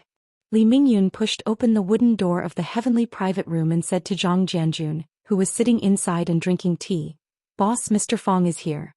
Can we serve the dishes?" "Wait a minute. There's still one guest who hasn't arrived," Zhang Jianjun said. As he spoke, Zhang Jianjun put down the teacup in his hand and took the initiative to shake hands with Fang Yan. "All the people here are familiar with each other. Once we go out we'll be chatting non-stop, so we might as well hide here and enjoy some peace and quiet. Brother Fang Yan, don't take it to heart. We still have a long way to go." Zhang Jianjun shook hands with a lot of force. It was obvious that he was a soldier. "Brother Jianjun is too polite," Fang Yan said with a smile. Zhang Jianjun made an inviting gesture and said, "Let's have some tea first. A good brother is coming over." Fang Yan was curious about what kind of person Zhang Jianjun had to personally wait for, but he didn't ask this question. He looked at the antique decorations in the private room and said with a smile, "This is a good place. Ordinary people really can't find it." Zhang Jianjun said with a smile, "It's just a group of people who think they're so awesome showing off here. Usually this place is not open to the public. They need to be introduced by acquaintances. Nowadays, in order to satisfy the selfish desires of some people, they can really come up with all kinds of ideas. It's normal for businessmen to pursue profits." Fang Yan said with a smile. "Everyone has their own selfish desires. With selfishness and selfish desires, there will be people who will stand up to satisfy the selfishness and selfish desires of some people. As long as it's not against the law, it can't be said to be wrong. It's just that everyone wants to be a part of the people who are served.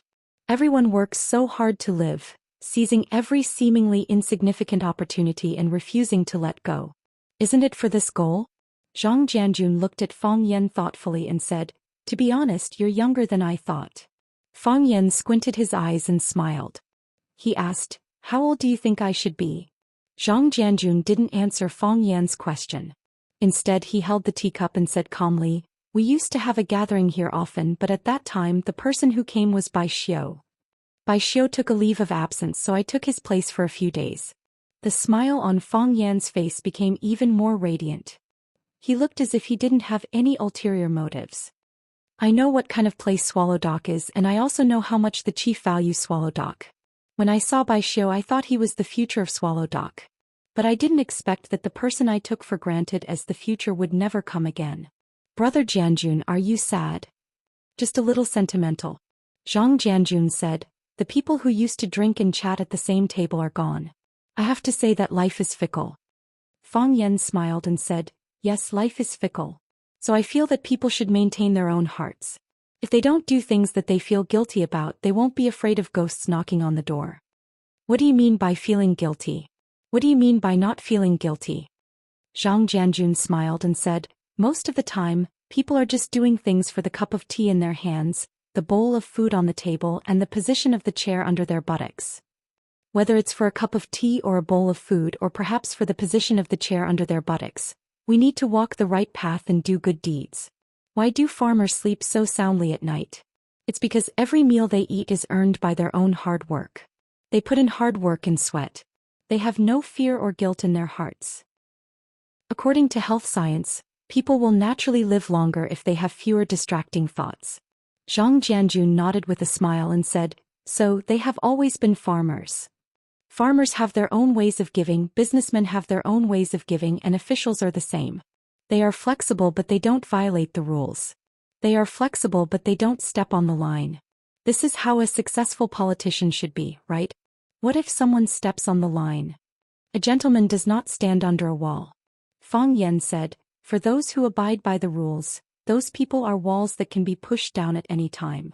Zhang Jianjun sighed softly and looked at Fang Yan and said, "It's really not easy to be able to keep one's heart at such a young age. I study Tai Chi. The most basic condition of Tai Chi is to have Qi in one's heart. What kind of Qi is that? It's the Qi of righteousness, the Qi of atmosphere, the Qi of mountains and rivers, the Qi of the sun, moon and stars. How can a person who walks in the dark all day see the Qi of righteousness, the Qi of mountains and rivers, the Qi of the sun, moon and stars?" Zhang Jianjun was silent for a long time and said, "No wonder the chief thinks so highly of you. You should be an official." Fang Yan shook his head and said, "Any field needs a good person like me who has principles and limits." Zhang Jianjun was stunned for a moment and then burst out laughing. Fang Yan also smiled. As he smiled, his gaze became piercingly cold. There was a murderous aura. This murderous aura was not emitted by Zhang Jianjun, who was beside him, but from outside the door.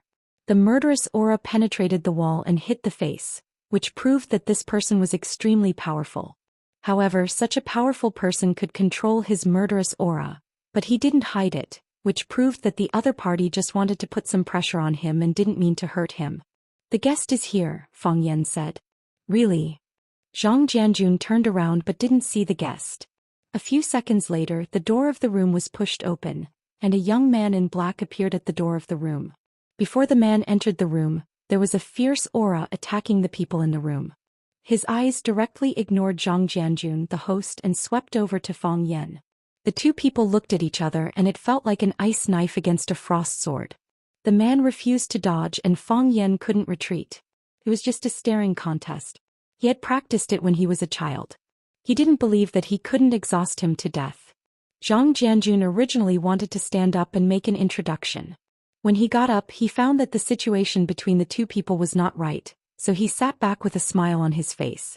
He wanted to see how these two people would end up. 30 seconds, 50 seconds, 1 minute. Li Mingyun appeared at the door again. Looking at the man blocking the door, she said, "Mr. Gongsun, why don't you go in and have some tea?" The man in black broke his disguise and glanced at Li Mingyun with dissatisfaction. He lifted his feet and walked into the private room. Zhang Jianjun got up, looked at the man in black and said, "Gongsun, I've been waiting for you." He pointed at Fang Yan, who was drinking tea, and said, "This is Fang Yan from Swallow Dock. You should get to know each other better in the future." Then he pointed at the man in black and said to Fang Yan, "Gongsun Qi, the disciple of the Divine Dragon. People call him Little Divine Dragon." Fang Yan's expression froze, and the way he looked at Gongsun Qi was filled with killing intent. This was the disciple of the Divine Dragon, Gongsun Qi? He knew that the Divine Dragon had entered the Red Wall a few years ago, becoming a consecrator of the Xian division that was responsible for the safety of the country's leader. It was said that there were several Heavenly Dao realm experts in the Xian division, and the weaker ones could reach the quasi-Heaven Dao realm. Although one would lose some freedom when trapped in the Red Wall, there were countless treasures in the Red Wall. Any request could be satisfied. At their level, not only did they need to rely on self-cultivation, they also needed to rely on herbs and dharma artifacts to cultivate. Just like how some Western magicians needed large family clans to provide them with countless magic crystals, these cultivators also needed all sorts of herbs to nourish their bodies. They needed all sorts of rare beasts and stones to improve themselves. Who could be wealthier than the country, their financial backer? Gongsun Qi pricked up his brows and stared coldly at Fang Yan. He said, "You want to kill me?" How could Gongsun Qi not see the saber flash in Fang Yan's eyes? How can that be? Fang Yan chuckled and waved his hand, looking like a good person. He looked seriously at Gong Sun Chi and said, I want to kill your master. Chapter 7:10. I want to kill your master. These were Fang Yan's heartfelt words. Why did he have such a strong desire? Because he subconsciously thought that the Fang family's current situation was directly related to the old drunkard Emo Qingdi's meridians being broken by the dragon god. Could also be said that it was the fuse. If the old drunkard was still Emo Qingdi, who would dare to bully the Fang family? If the old drunkard was still Emo Qingdi, who would dare to kill Fang Yixing and destroy Fang Yan's family? If the old drunkard was still Emo Qingdi, Fang Yan's life would not be so difficult and dangerous now, right? It was like a common scene in TV dramas. The male protagonist was originally from a wealthy family, but his father, the head of the family, was killed by someone. From then on, the family's financial situation plummeted, and he was bullied and looked down upon. The male protagonist's anger soared, and he began to work hard to avenge his father. Fang Yan was the male protagonist in another melodramatic drama. There was someone who could behead someone from 1,000 miles away, and someone who wanted to kill his master while chatting. Zhang Jianjun and Gong Sun Chi's expressions changed when they heard Fang Yan's words. Zhang Jianjun looked at Fang Yan with a serious expression and said, Fang Yan, be careful with what you say. Senior Dragon God is a national treasure, you must not attack him with words. Fang Yan said with a smile. He is a national treasure, so I can't even scold him now? Back then, Emo Qingdi was also a national treasure, right? Even the chief took special care of him at that time, right? And the result? Didn't he still get his meridians broken? One can only hear the new laugh who can hear the old cry. Is this the country's attitude towards the old who served the country? Zhang Jianjun shook his head and said, the situation is different. They were a fair challenge at that time. I didn't say it was an unfair challenge. Fang Yan said seriously. When I challenge the dragon god, I hope Brother Jianjun can be our witness. Martial artists valued the relationship between their masters the most. A master was like a father, and Gong Sun Chi was no exception. Hearing Fang Yan say that he wanted to kill his master, Gong Sun Chi sneered and said, You're looking at the sky from the bottom of a well, how ridiculous. You can forget about defeating me, yet you still want to challenge my master? I'm afraid you won't be able to withstand the might of my master's sword, right? I know why you hate my master so much. It's because he injured your senior brother, don't underestimate him. Back then, Emo Qingdi was invincible when he was at his peak, but he was still defeated by Master's rabbit head sword, not to mention the immature you. All right. Zhang Jianjun waved his hand and said, Don't start a war of words as soon as you meet. Take your seats. We still have business to discuss. Fang Yan's expression changed very quickly as he said with a smile, A guest follows the host's wishes. I'll listen to Big Brother Jianjun's arrangement. Gong Sun Chi had always been an iceberg. From the moment they met, he had kept a straight face, so no one knew how he was feeling now. Under Zhang Jianjun's arrangement, Fang Yan and Gong Sun Chi sat on his left and right respectively. When Li Mingyun saw the guests at the table, he quickly turned around and went out to order the restaurant to serve the dishes. The dishes were all some home-cooked dishes. The ingredients were not extraordinary, but the cooking was very exquisite. Zhang Jianjun looked at Fang Yan and Gong Sun Chi and said, I heard that people in Jianghu like wine. I wonder if you two are interested in drinking a few cups? Shall the three of us drink some white wine? We don't agree with each other. No wine. Gong Sun Chi directly refused. Fang Yan also looked at Zhang Jianjun with a smile and said, I like wine, but it depends on who I drink with. How can there be no wine when meeting a good friend? Why don't I accompany Big Brother Jianjun for a drink or two? Zhang Jianjun nodded and said, All right. We'll drink a bottle, half a catty each. I don't dare to drink too much. I still have to return to the chief after dinner. I understand. Fang Yan said. Gong Sun Chi didn't drink, nor did he move the chopsticks in front of him. It was as if he had no appetite for the food on the table. Fang Yan and Zhang Jianjun drank 3 cups in a row, and the bottle of white wine was mostly gone. Fang Yan said with a smile, Brother Jianjun has a good capacity for liquor. After a few cups of wine, Zhang Jianjun's impression of Fang Yan improved greatly. Although he was worried about Gong Sun Chi's identity as a disciple of the Divine Dragon, he felt that this guy who liked to pretend to be cool had a low EQ and looked like a fool. He said with a smile, I was in the army back then, and then I was asked to work by the chief. The chief was the commander of the Iron Wool Corps, and he took down one mountain after another with his brothers. Until now he still likes to ask some talents from the military to work by his side. He always said that the army was hard and there were too few opportunities. Many talented young people didn't have the chance to make a name for themselves. Fang Yan raised his glass and said with respect, "To the chief." "To the chief." Zhang Jianjun clinked his glass with Fang Yan again.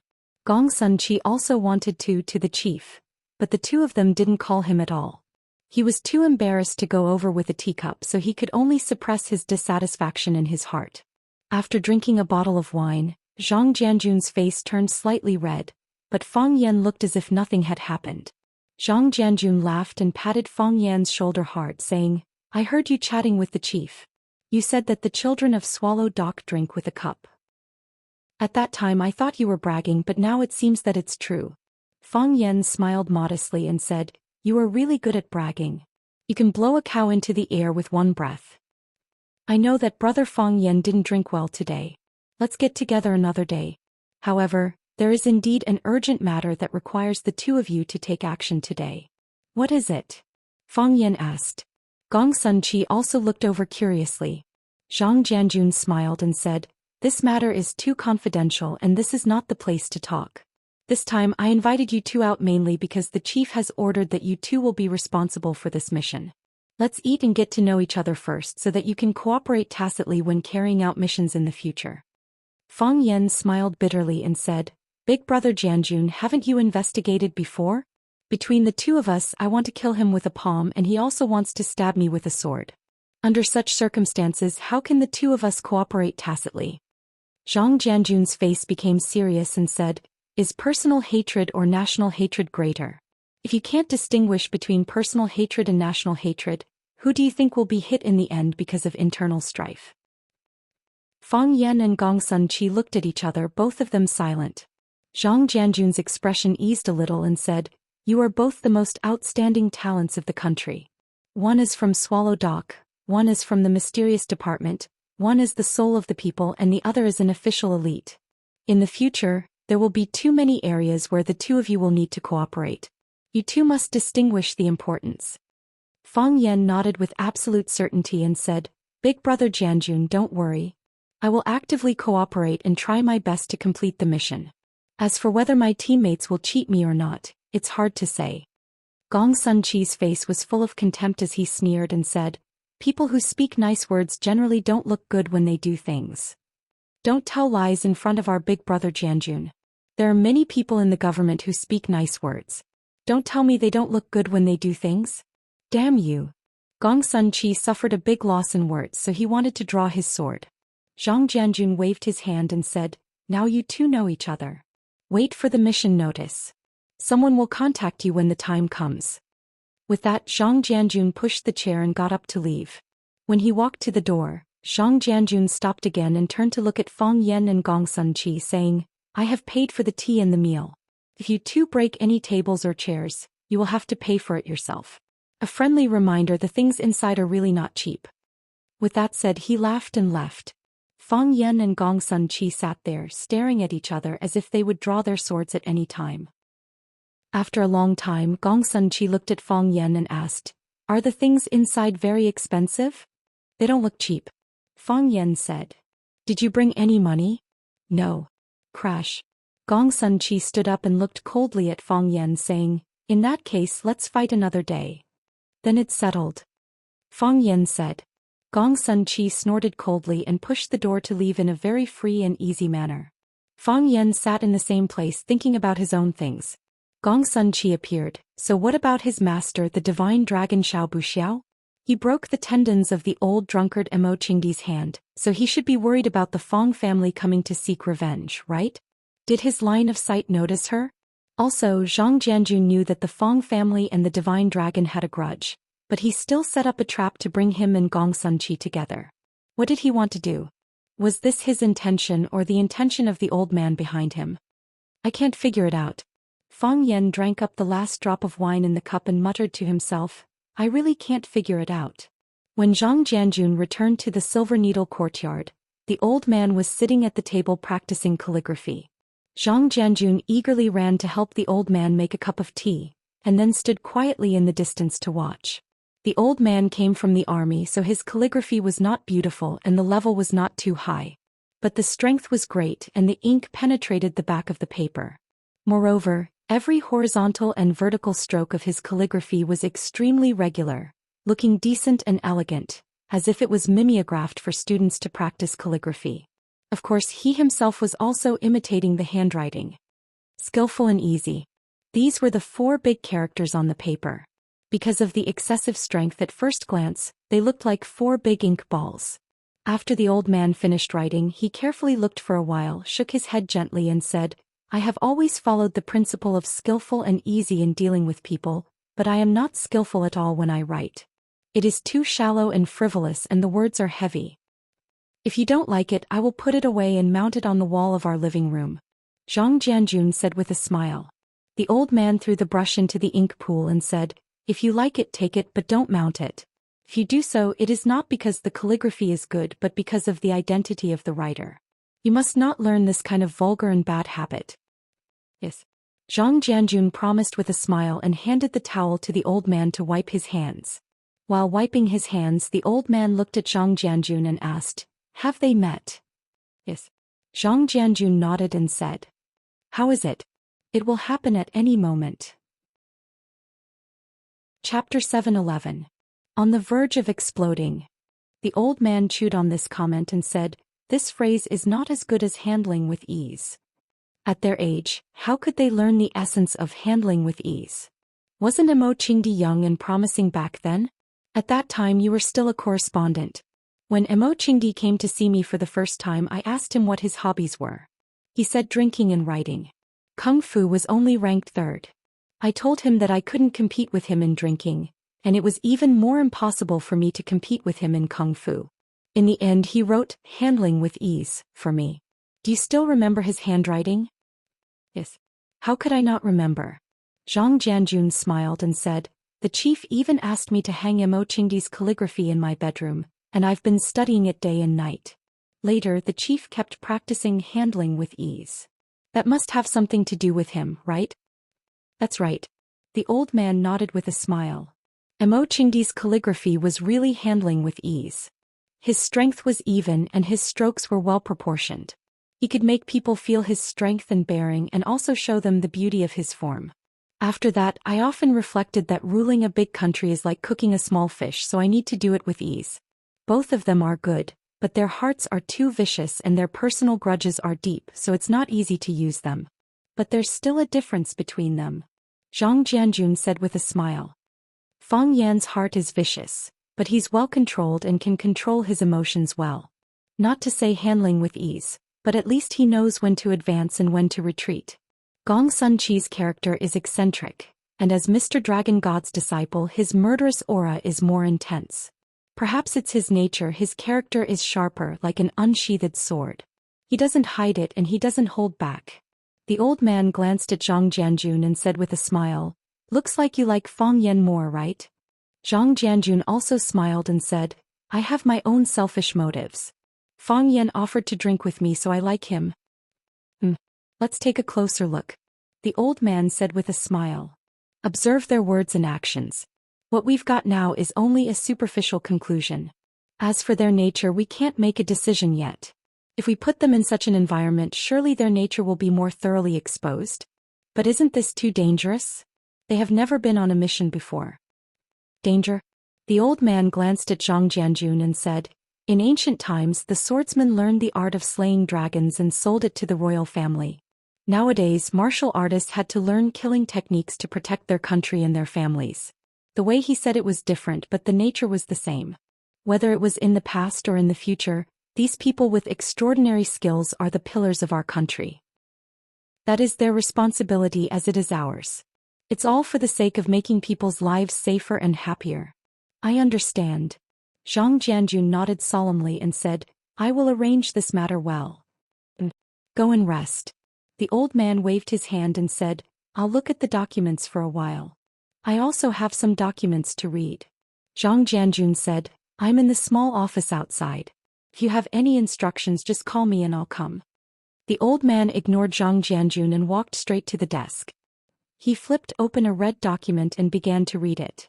For people like them, there were countless decisions that needed to be made every day, and every decision was related to the people. They couldn't be the slightest bit careless. The news that Jiang Junling had been banished from the Jiang family and his name had been struck off from the Jiang family genealogy had finally spread. The news had first come from Jun Shiwen, and it was Fang Yan who had exposed this secret in front of everyone. Later on, someone had brought this matter to General Xing, and General Xing had replied with great certainty that this was indeed the case. General Xing's attitude had instantly dispelled all the suspicions of the outside world.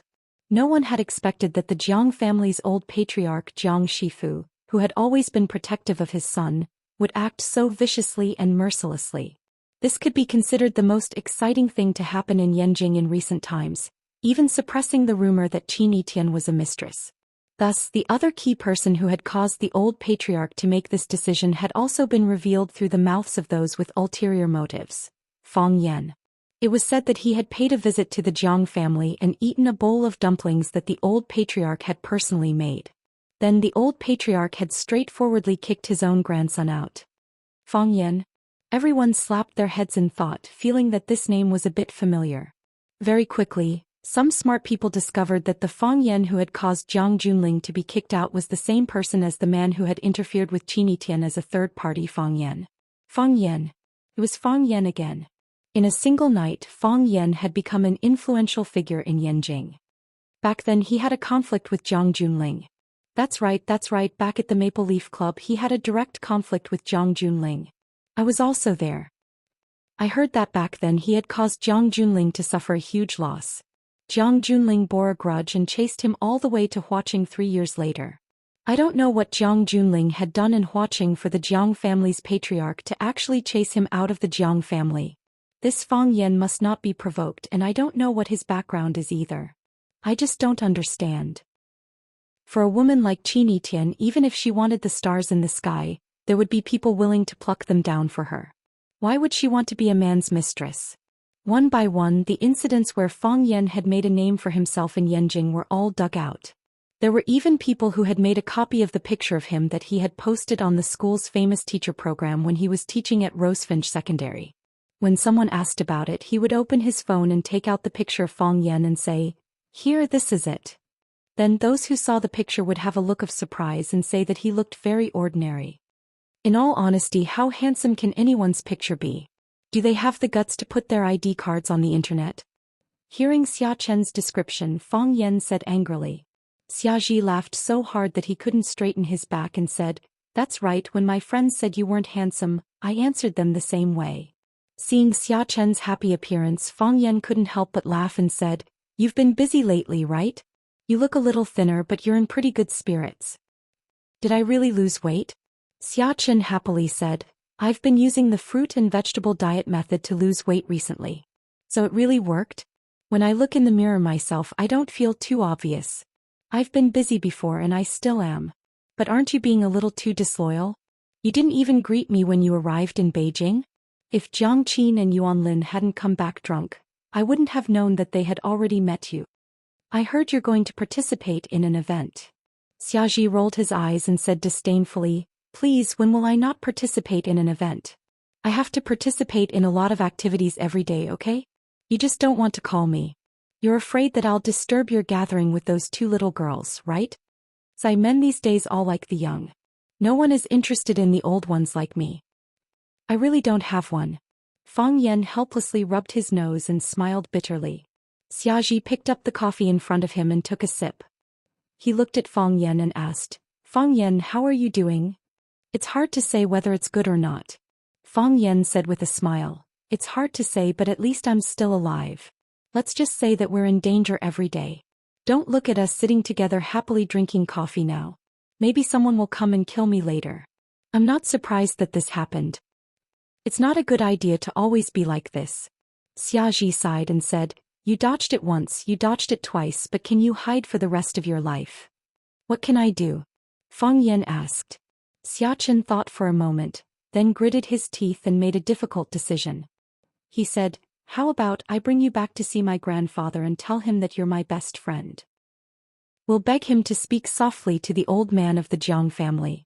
My grandfather and the old man of the Jiang family have some friendship. If he is willing to step forward, perhaps there will be a turn for the better." Fang Yan looked at Xia Ji with a face full of emotion and said, "Xia, for you to say such words proves that you sincerely treat me as a friend." "Nonsense," Xia Ji snappily said. "When did I not treat you as a friend?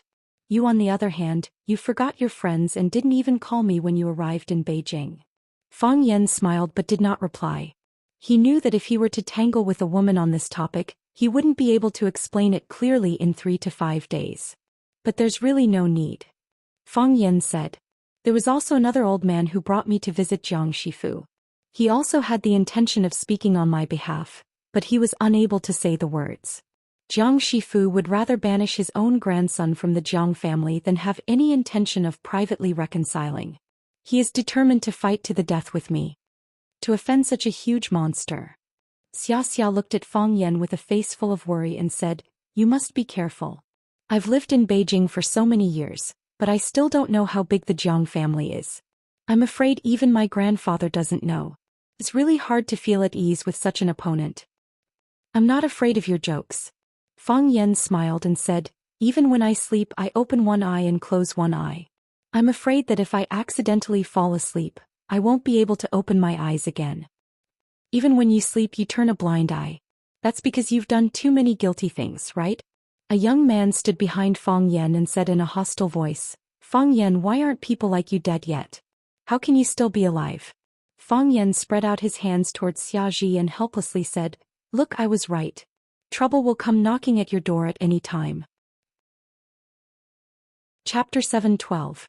When people are unlucky they will become more and more unlucky. This sentence was said by Fang Yan. Fang Yan felt that he could use his own name to name a Fang Yan law. The afternoon tea at the Palace Hotel was very famous. Some celebrities and socialites liked to meet here or talk about things. Fang Yan didn't have a house in Beijing and he didn't want to disturb others, so he stayed at the Palace Hotel. When he called in the summer he heard that Fang Yan was staying at the Palace Hotel, so he said that his activity venue wasn't far from here. He made an appointment with Fang Yan to have afternoon tea here. They had been sitting here for less than half an hour when the Fang Yan law came into play. Once again bad luck came knocking on their door. It was just as he had said to Xia Ji just now. "Don't look at us sitting together happily drinking coffee, maybe someone will come and kill me in a while." Of course the person who spoke might not be able to kill Fang Yan, and there were only a handful of people in this world who could kill him. However, the other party obviously wanted to insult him or be insulted by him. In any case he didn't want to make things easy for Fang Yan. Not even for a minute. Seeing that Fang Yan was still mocking herself, Xianxia smiled and said, "You can even set up a stall under the bridge. There's no more accurate fortune teller than you. Then you have to take care of my business." Fang Yan said with a smile. "Look, I still have some things to take care of. How about, it doesn't matter." Xianxia rejected Fang Yan's hidden suggestion and said, "I'm not busy, I can wait for you." Fang Yan smiled. After getting the woman's understanding, he turned to look at the man standing behind him and asked, "And Ting, who gave you the courage to stand in front of me?" And Ting, Phoenix's brother. When he was very young he had followed his family to Swallow Dock.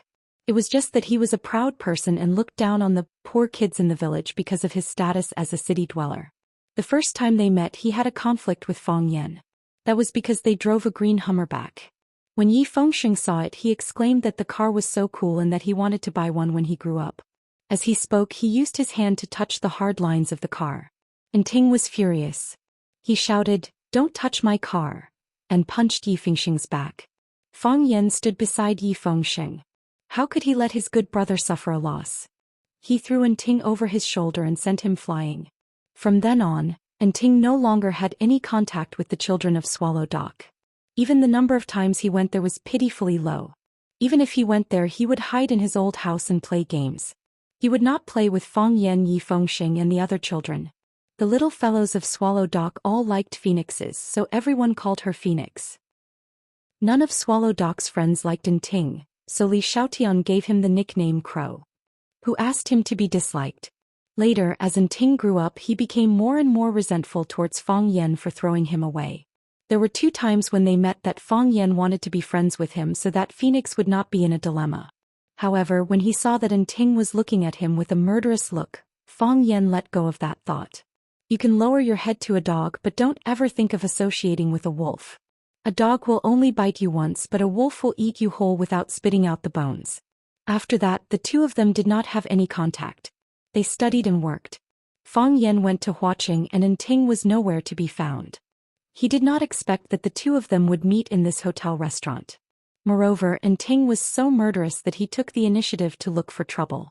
This was the first time Fang Yan had seen someone from the Yin clan since Phoenix's accident. He took the initiative to greet Xiachen and said, "Sister Xia, I didn't mean to disturb your mood, but when I saw a heartless person like Fang Yan, I felt a bit of anger in my heart. I'm here to expose his ugly face so that everyone else can be vigilant." Xiachen was expressionless as he stirred the coffee in his cup with a spoon and said, "That's your private matter. You guys can handle it yourselves." Xiachen was no stranger to Ting. He was not afraid, nor did he want to cause trouble. She had heard a little about what had happened between Yao and Fang Yan, but she did not know much about what had happened in between. In the encirclement incident that took place on the summit of One Sword Peak, the people involved were either dead or escaped. A few of them were monks and Daoist priests who kept their mouths shut about this matter. Other than guessing, the outside world had no other way to know the truth. Including the reason why Jiang Junling was expelled from the Jiang clan, it also made countless people scratch their hearts and lungs to find out the truth.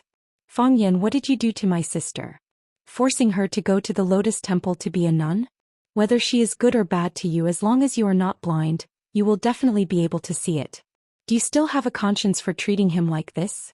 A heartless person like you is worse than a pig or a dog. No wonder Qin Etian has been rumored to be your mistress recently. So it turns out that you abandoned him after climbing up a higher branch." Ting's handsome face was twisted as if he had some kind of blood feud with Fang Yan. Beside Ting stood a pure and sweet girl. She also looked at Fang Yan with a look of, "This guy is a scum," her face full of disgust and hostility. "Heartless person, mistress. Abandoned after taking advantage of?" Fang Yan carefully sorted out the contents of Ting's words and finally understood what he was trying to express. In other words, in Ting's mind he was Phoenix's boyfriend, and Phoenix was also infatuated with him. In the end, when she ran to Huaqing to find him, she found out that he climbed up a higher branch called Qin Etian, so she abandoned him and broke up with Phoenix. In a rage, Phoenix cut off her relationship with the mortal world and became a nun. What a wonderful and exciting melodramatic drama. If it was made into a novel, it would definitely be a big seller, right? Fang Yan had already thought of the name. It would be called, My Ex-Girlfriend Became a Nun, and the number of hits on the website would quickly exceed 100 million. However, from Ting's words, Fang Yan obtained an extremely useful conclusion. He understood his sister's feelings for him. Was Phoenix too obvious, or had his sister once exposed her heart to her brother? Phoenix, thinking of Phoenix's indifferent but determined appearance outside the Lotus Temple, Fang Yan's heart began to ache again. The people around him either passed away or left. Was he the descendant of Sirius? Was he destined to be alone for the rest of his life? Fang Yan opened his mouth and wanted to laugh, but felt that his laughter was too inexplicable. He looked at the girl next to Ting and asked, "Do you believe what he said? Phoenix mentioned you to me. Every time we talked she would talk about you. I am also a woman and I know how a woman likes a man. She can't bear it and she can't hide it. Every word can be led to him and she wants the whole world to say good things about him." The girl stared at Fang Yan with disdain and said, "Phoenix suddenly decided to become a nun. It must have something to do with you, you scumbag." "It has something to do with me." Fang Yan nodded and said, "You admit it yourself." And Ting sneered. "You ruined a woman's life, do you know that? You scumbag, are you still human?" "But it's not the kind of relationship you think," Fang Yan said. "Not the kind of relationship we think? What kind of relationship is that?" And Ting thought that Fang Yan was quibbling, so he said harshly, "Fang Yan, stop explaining. What kind of bastard are you? I saw through you many years ago. My sister is now in the temple and praying to Buddha, but you are outside drinking. Do you have the heart? Your conscience has been eaten by dogs. Because..." Fang Yan sighed softly and said, "It's not me who forced her to be a nun. It's your family who forced her to be a nun." And Ting laughed and pointed to Fang Yan and said, "Fang Yan, are you crazy? Our family forced her to be a nun? Everyone in our family likes her and everyone treats her like a phoenix. Why would we force her to be a nun? You just want to shirk your responsibility. How can you say such a thing? It's your family who forced her to be a nun. Fang Yan said firmly. Perhaps Ting didn't know anything, but at this moment Fang Yan's hatred for the Yin family suddenly emerged from the depths of his bones. He hated the Yin family, hated everyone in the Yin family. These people were all executioners, living butchers. They killed his relationship with Phoenix and also Phoenix's life. If it wasn't for your Yin family, Phoenix and I would have been together a long time ago. Maybe we would be married and have children now. If it wasn't for your Yin family, how could Phoenix force herself to be with a pervert like Bai Xiao? If it wasn't for your Yin family.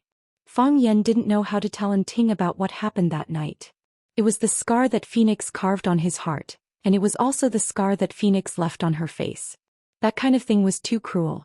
If he told Ting about it, everyone's soul would be hurt again. Phoenix had become a nun and she wanted to atone for her sins. How could Fang Yan expose that scandal and turn Phoenix into a cursed and vicious woman? Even in the heart of the victim, she was not a vicious woman. How could he bear to let some insignificant people scold her like that? He didn't want Phoenix to suffer that kind of harm, even if it would make him feel wronged. However, Fang Yan didn't like the feeling of being wronged. That feeling was too uncomfortable. It was as if there was a powerful airflow running wildly in his body, looking everywhere for an exit, wanting to break out of his body. Since his heart was holding back, he had to find a way to vent it. So, Fang Yan picked up the coffee in front of him and splashed it on Ting's angry face. Chapter 7:13. Holding one's breath and then releasing it, tightening and then relaxing. This was the way of Tai Chi after venting his anger. Fang Yan immediately felt refreshed and his thoughts were clear. Even the summer that he was sitting on the opposite side of him, which was originally shining brightly, became 10 times or even dozens of times better than before. Even when he saw the layer of gray coffee juice on Ting's face, Fang Yan felt that he was a little cute and wanted to kiss him. "Ah!" the girl next to Ting exclaimed. He didn't know if it was because her reaction was half a beat slow, or she needed time to think about whether to shout, "Ah" or "yeah." Anyway, Fang Yan felt that the rhythm of her shouting was very unprofessional. It was like after someone slapped you in the face, you should immediately shout, "ah" or "yeah" to match the situation. After someone slapped you in the face, you only shouted, "ah" after 3 hours. Wasn't there something wrong with your brain? It was also because of this reason that Fang Yan didn't like this girl very much. Although her delicate appearance was still in line with Fang Yan's aesthetic standards, he felt that the other party's acting was too exaggerated. However, the effect was achieved in the end. It should be known that most of the people who would come to a place like the Palace Hotel for afternoon tea were socialites or ladies pretending to be socialites. When they ate the pastries, they tasted them in small bites, and when they chewed, they made no sound. When they talked, if you didn't lean in, you wouldn't be able to hear what they were saying. The girl's scream immediately broke the quiet and elegant environment of the Palace Hotel. It was like a murderous howl and everyone's eyes were attracted to it. The coffee was first poured on Ting's face in pieces, then it began to dilute and spread down his face. The gray juice dripped on Ting's face, neck, clothes. It also slipped into Ting's mouth, which made Fang Yan's stomach turn and he felt waves of nausea. He had already drunk half of that cup of coffee. Was this an indirect kiss? After the girl shouted, she finally realized what she should do. She took out a handkerchief from her pocket and quickly used it to wipe the coffee on Ting's face. Ting grabbed the handkerchief from her hand and wiped his face. His eyes were bloodshot and he stared at Fang Yan and shouted, "Fang Yan, don't go too far." "Who's the one who's going too far?" Fang Yan pushed away the sofa under his butt and stood up. He looked at Ting with a serious expression and said, "Ting, I don't know if you really don't know or not. Go back and ask. Ask your parents, ask your uncles, or ask that old man in your family. Go and ask them, did they go too far? I don't need to go back and ask them. I can see it myself now. Everyone with eyes can see it." Ting pointed at his messy face and shouted, "Fang Yan, how immoral are you to do something like this? Your behavior is just like a shrew's way of fighting and swearing. No wonder you can't be seen in public. No wonder my family doesn't want my sister to be with you. The fundamental reason is that you don't deserve my sister. You are a rustic wild dog. Do you think you can rush to Yanjing and get a foothold at the foot of the imperial city just by wagging your tail? Let me tell you, you are dreaming. Fang Yan looked at Ting as if he was looking at an idiot. He pointed at his feet and said, I have already got a foothold at the foot of the imperial city. Am I dreaming now? It's such a simple thing. Is it a very difficult thing for you to stand here with your feet firmly? Do you need to wag your tail at others? And Ting, do you know what I dislike the most about you? I don't dislike your fake aloofness or the pride in your bones. I don't dislike your attitude that you are number one in the world. This is indeed a bit annoying. What I dislike the most is that you are standing in front of me at this moment. Fang Yan pointed at the crowd that was looking at them and said, do you know what they were talking about just now? They were talking about why I forced Jiang Shifu to expel Jiang Junling from the family. They were talking about why Qinitian, that kind of girl, would like me. Who is my opponent? It's Jiang Junling and the entire Jiang family. Fang Yan swept an extremely disdainful glance at Ting and said, I am the focus of the crowd. I am the topic of discussion of the entire Yanjing people. But you came to provoke me at this time. What do you mean? You want to use my name to become famous? You want to step on me to rise? Do you think that by doing this, others will think that you have the qualifications to be my opponent? I can splash coffee on your face. Do you have the ability to splash coffee on my face? And Ting breathed heavily. His black pupils darkened and the white of his eyes turned red. His eyes showed a kind of sick blood-red color, like a bloodthirsty wolf or a crazy dog. After listening to Fang Yan's words, he turned around and ran to a table. He picked up a lady's coffee and wanted to splash it on Fang Yan's face. Fang Yan reacted quickly. He pushed Ting's little girlfriend in front of him as a shield and said mockingly, splash it. Do you have the ability to splash it? You bastard. Ting felt that his bladder was about to explode because of Fang Yan. He held the cup of hot coffee and circled around Fang Yan, wanting to splash the coffee on his face. However, when he circled around, Fang Yan pulled the girl and also circled around, saying, splash it on my face if you have the ability. No matter how Ting circled around, the one in front of him was always the miserable and pale little face of his little girlfriend. The onlookers were all stunned by this scene. They thought that they would see a wonderful show, but no one expected. This good show was such a child's play. I can't believe my eyes. A young girl in a red dress said to her companion. The guy who dragged a woman as a shield, is he really the Fang Yan who forced Jiang Junling away? Are they playing house? Let's see if there are any cameras nearby. They must be filming. Gee. Xiaji was a little regretful. When Fang Yan just said that she could leave in advance if she had something to do, she shouldn't have hesitated and quickly left with her bag. How could I become friends with such a guy? Xiaji wailed in her heart.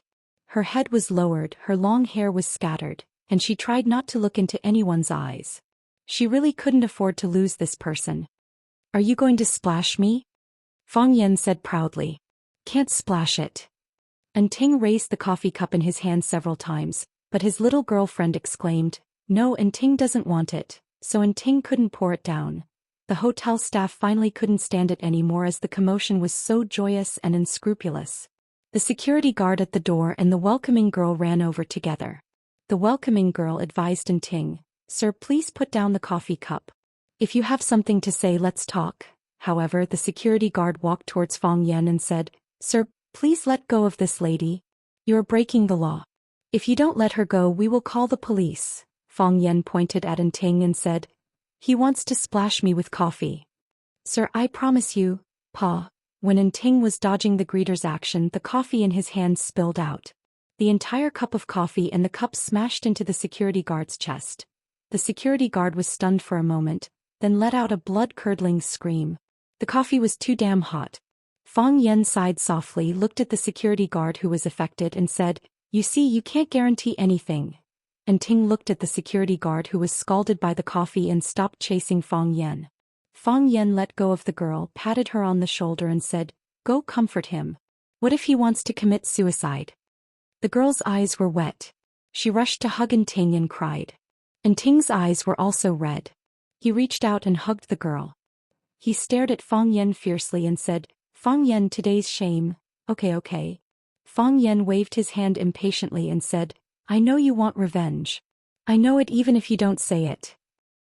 Hurry up or you won't be able to leave if I change my mind. Fang Yan pointed to the security guard who was covering his chest and said, pay for his medical expenses. It's not easy for him to find a job. And Ting didn't say a word. He pulled the girl's hand and quickly left. Fang Yan took out a handkerchief from his pocket and handed it to the receptionist. He said, "Help him wipe it." He then took out a credit card from his pocket and said, "I'll pay for the medical expenses, I'll pay for the broken things. I'll leave this card with you for now." When Fang Yan sat down again, his face was full of exhaustion. Xianxia looked at his expression for a long time, then said in a low voice, "Fang Yan, you're too tired." "Yeah, I'm too tired." Fang Yan said with infinite emotion, "If you want to take care of everyone's feelings, then you can only sacrifice your own feelings. I'm not afraid of you laughing at me, but when I saw that girl crying in her boyfriend's arms, I was actually very envious of her. I've always felt that I was the one who felt the most wronged and should be crying. But I just can't cry. If you want to cry, then cry." Xiaxia looked at his sad eyes with infinite pity and said, "Didn't King Lu sing it already? A man can cry, it's not a sin." "I can't cry." Fang Yan rubbed her eyes hard, showing a strong look that wouldn't be easily overwhelmed by life.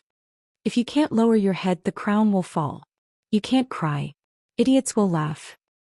Pucci. After holding it in for a long time, Xiaji couldn't help but laugh out loud. Fang Yan became anxious and quickly explained, "Don't misunderstand, I didn't say you were an idiot." Chapter 7:14. It would have been better if Fang Yan didn't explain, but after listening to Fang Yan's explanation, Xiaxia really wanted to smash the coffee cup in his hand into his face. "What do you mean I didn't say you were an idiot?" Xiaxia thought angrily. However, she was happy in her heart. The only person who dared to talk to her like this, who dared to use such an insulting word like idiot to joke with her, was probably the only one in Fang Yan in all these years. Other men either treated her as a high and mighty star or as a goddess with an extraordinary background. Some people, even if they wanted to show their affection and joke with her, it would just be a dragonfly touching the surface of the water. It would be too forceful and deliberate and they would just laugh it off. Instead they would think, "So the relationship between us is just like that." Fang Yan said it so casually, so naturally joking with her. In his heart he did indeed treat her as a friend. Look, a woman's mind is so strange. You love her and hold her and she feels that your bones are cheap. If you belittled her and stepped on her, she would think that you were a bastard. It was not easy to master the degree of the relationship. However, a friendly reminder: don't treat women as goddesses. Fang Yan smiled and said, "This is a line from a TV series. It's very popular on the internet. I'll borrow it for a while. I've seen this TV series." Xiachen said, "As long as it's an outstanding work or a work that has a good reaction from the market, I will find time to carefully appreciate it. I'm always worried that I'm not doing well enough, so I have to constantly learn from others' strengths. You're already the movie queen, who can be your teacher?" Fang Yan said with a smile. "How can there be a time to be satisfied?" Xiaji shook his head and said, "You're a little abnormal today. I thought of a friend." Fang Yan said, "Her ending shouldn't be like this. Is it Ting's sister? I don't have much contact with her, but I heard that she's very beautiful. She's a famous beauty in Beijing." Xiaxia said, "They definitely wouldn't have thought that a person with such a vicious mouth would be so kind. Are you complimenting me?" Fang Yan asked with a smile. If it weren't for her feelings, I'm afraid you wouldn't have let Ting off so easily, right? Do you still remember what happened to us in Watching Sky Number 1? You could even deal with an insignificant person so cleanly. The Yin family has owed you too much, yet you allowed him to walk out unscathed." Xiaxia thoughtfully sized up Fang Yan and said, "I can't tell, I didn't expect you to be such a passionate person." Fang Yan forced a smile and said, "How is this sentimental? She was my first love."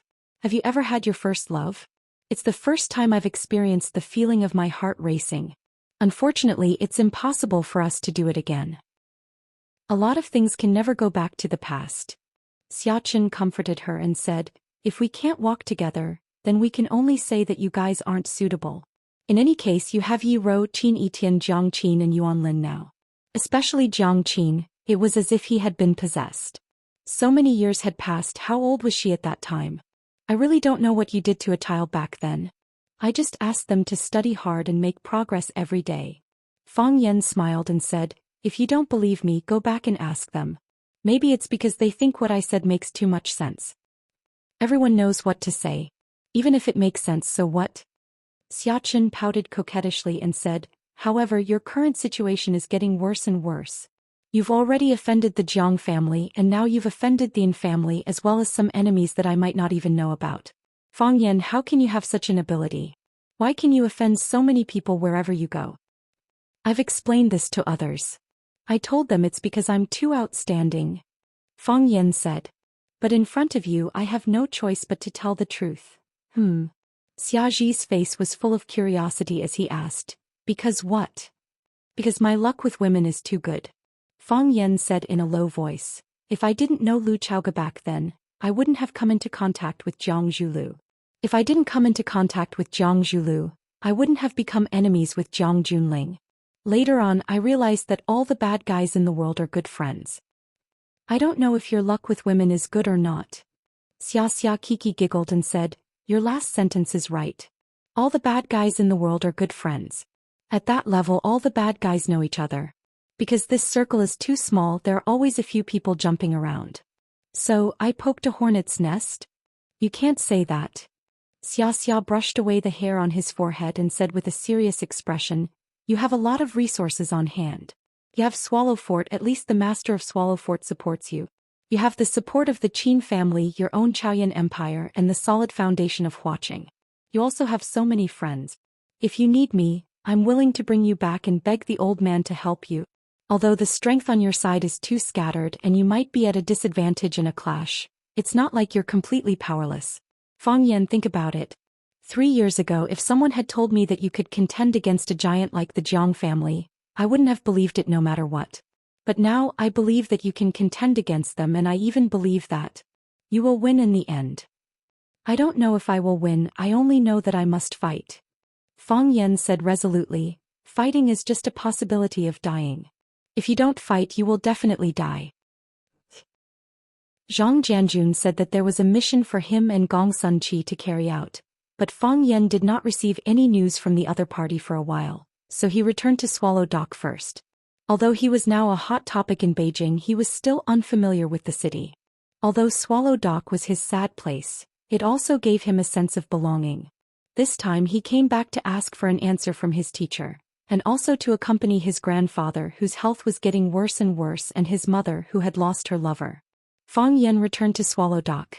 Except for taking a walk with Yi Ro occasionally, he spent most of his time walking around Swallow Dock with his grandfather Fang Hui, or accompanying his mother Lu Wan, to fertilize and weed the vegetable field beside his father's grave. The fresh fruits were all ripe and he could pick a large basket every time. He couldn't finish it at home, so Fang Yan would carry a basket to the Yi family whenever he had something to do. Today, as usual, after sending his mother home in the Fang Yan, he carried a basket of freshly picked cucumbers, peppers, eggplants, and other food to the Yi family. Before he reached the Yi family's door, he heard the sound of fighting coming from the yard. Fang Yan could not help but grin. He did not expect that there would be someone else in Swallow Dock who dared to come to the Yi family and make trouble. After getting closer, he realized that it was not the case at all. Yi Fengxing, don't be a coward, come out. Yi Fengxing, do you think I can't do anything to you if you hide? Let me tell you, if you don't explain yourself today, I will beat you up every time I see you. Yi Fengxing. Don't pull me, Yi Fengxing, you irresponsible coward. Fang Yan found the voice to be familiar. When he crossed the threshold of the Yi family, he realized that the person cursing was Bailey Lu, whom he had not seen for a while. Bailey Lu was dressed in short clothes with a ribbon tied on his head. His sleeves were rolled up and he looked like he was going to fight to the death. Bailey Lu's sister, Bailey Qingzhu, stood beside her brother and kept pulling her brother's sleeves. She tried to persuade him in a low voice, but Bailey Lu, who was in a rage, had no intention of listening to her explanation. Fang Yan did not see Yi Fengxing. Instead he saw a few other juniors standing at the side watching the show. Seeing Fang Yan come in, Yezi came over with a smile and said, "There's a show to watch." "What show?" Fang Yan asked curiously. Unexpectedly, Yezi's face turned red all of a sudden. She glared at Fang Yan angrily and said, "You're so annoying. Did you do it on purpose?" "What do you mean I did it on purpose?" Fang Yan felt even more strange and said, "I just came over, so I don't know what happened. That's why I asked you. Why are you like this?" "I'm ignoring you." Yezi stomped her feet and ran to the backyard. Obviously she went to inform Yi Ro that Fang Yan was here.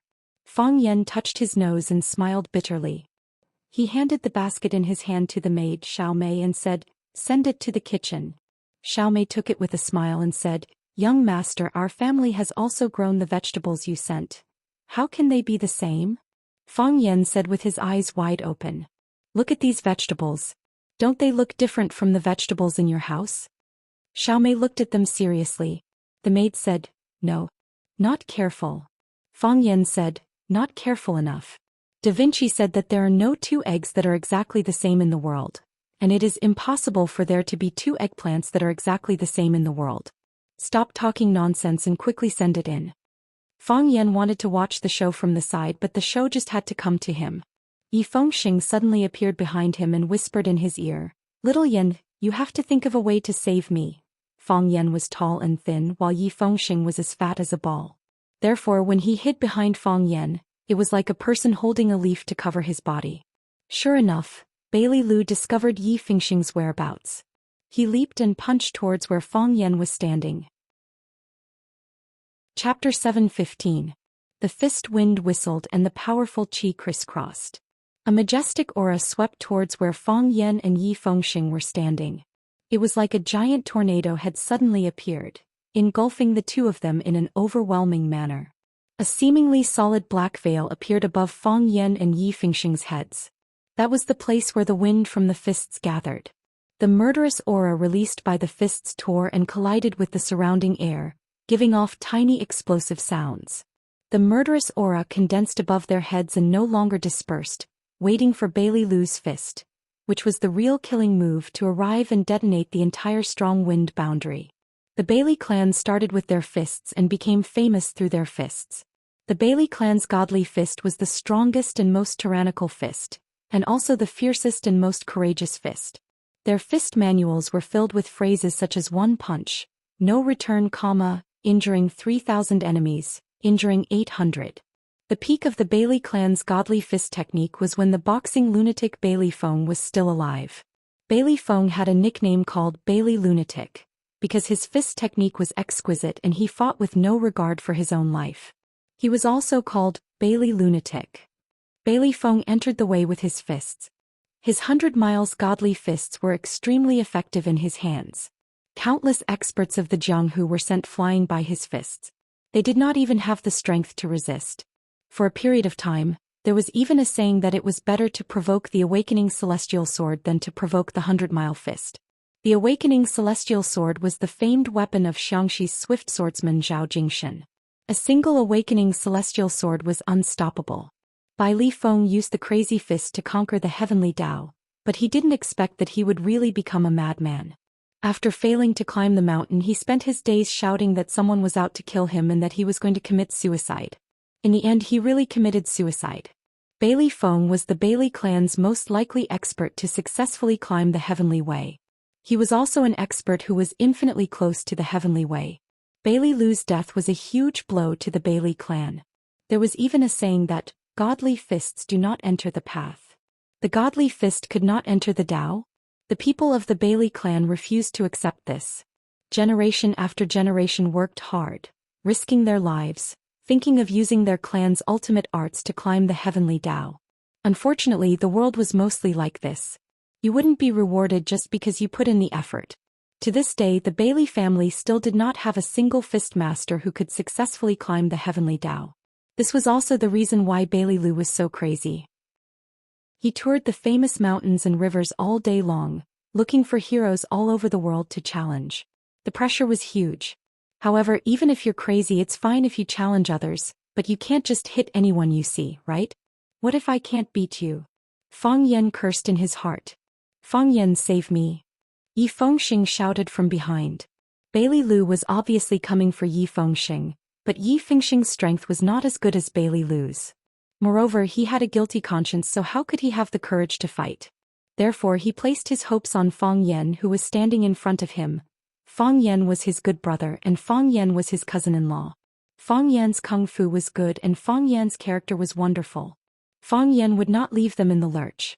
Although Yi Fengxing's face was full of shock, his heart was calm. He knew that Fang Yan would help him take this punch. Fang Yan gathered his energy in his dantian and took a step forward with his right foot. Yi Fengxing's eyes were mesmerized and he was very touched. His guess was right. Fang Yan had fought back. Fang Yan had fought back. If there was trouble, look for Fang Yan. Fang Yan would let you not be bothered anymore. Fang Yan tiptoed with his right foot and leaped high into the air. He struck out with his palm and pierced through the black gauze above his head. So cool. Yi Fengxing crossed his arms in front of his chest, and there were hot tears in his eyes. Fang Yan's counterattack was so cool and he jumped so high. Something's wrong. Yi Fengxing's chubby cheeks suddenly puffed up. This was because he realized that Fang Yan had been flying all this time. He was like a rocket that had been shot straight up into the sky. Based on his reaction and flying height, if he didn't fly up into the sky like Zhou Xian did, and then rush down to kill Bai Lilu with the Buddha's palm, then there was only one possibility. He ran away. He actually ran away.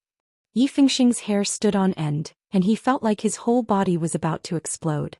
When Yi Fengxing realized that something was wrong, it was already impossible to turn around and run away.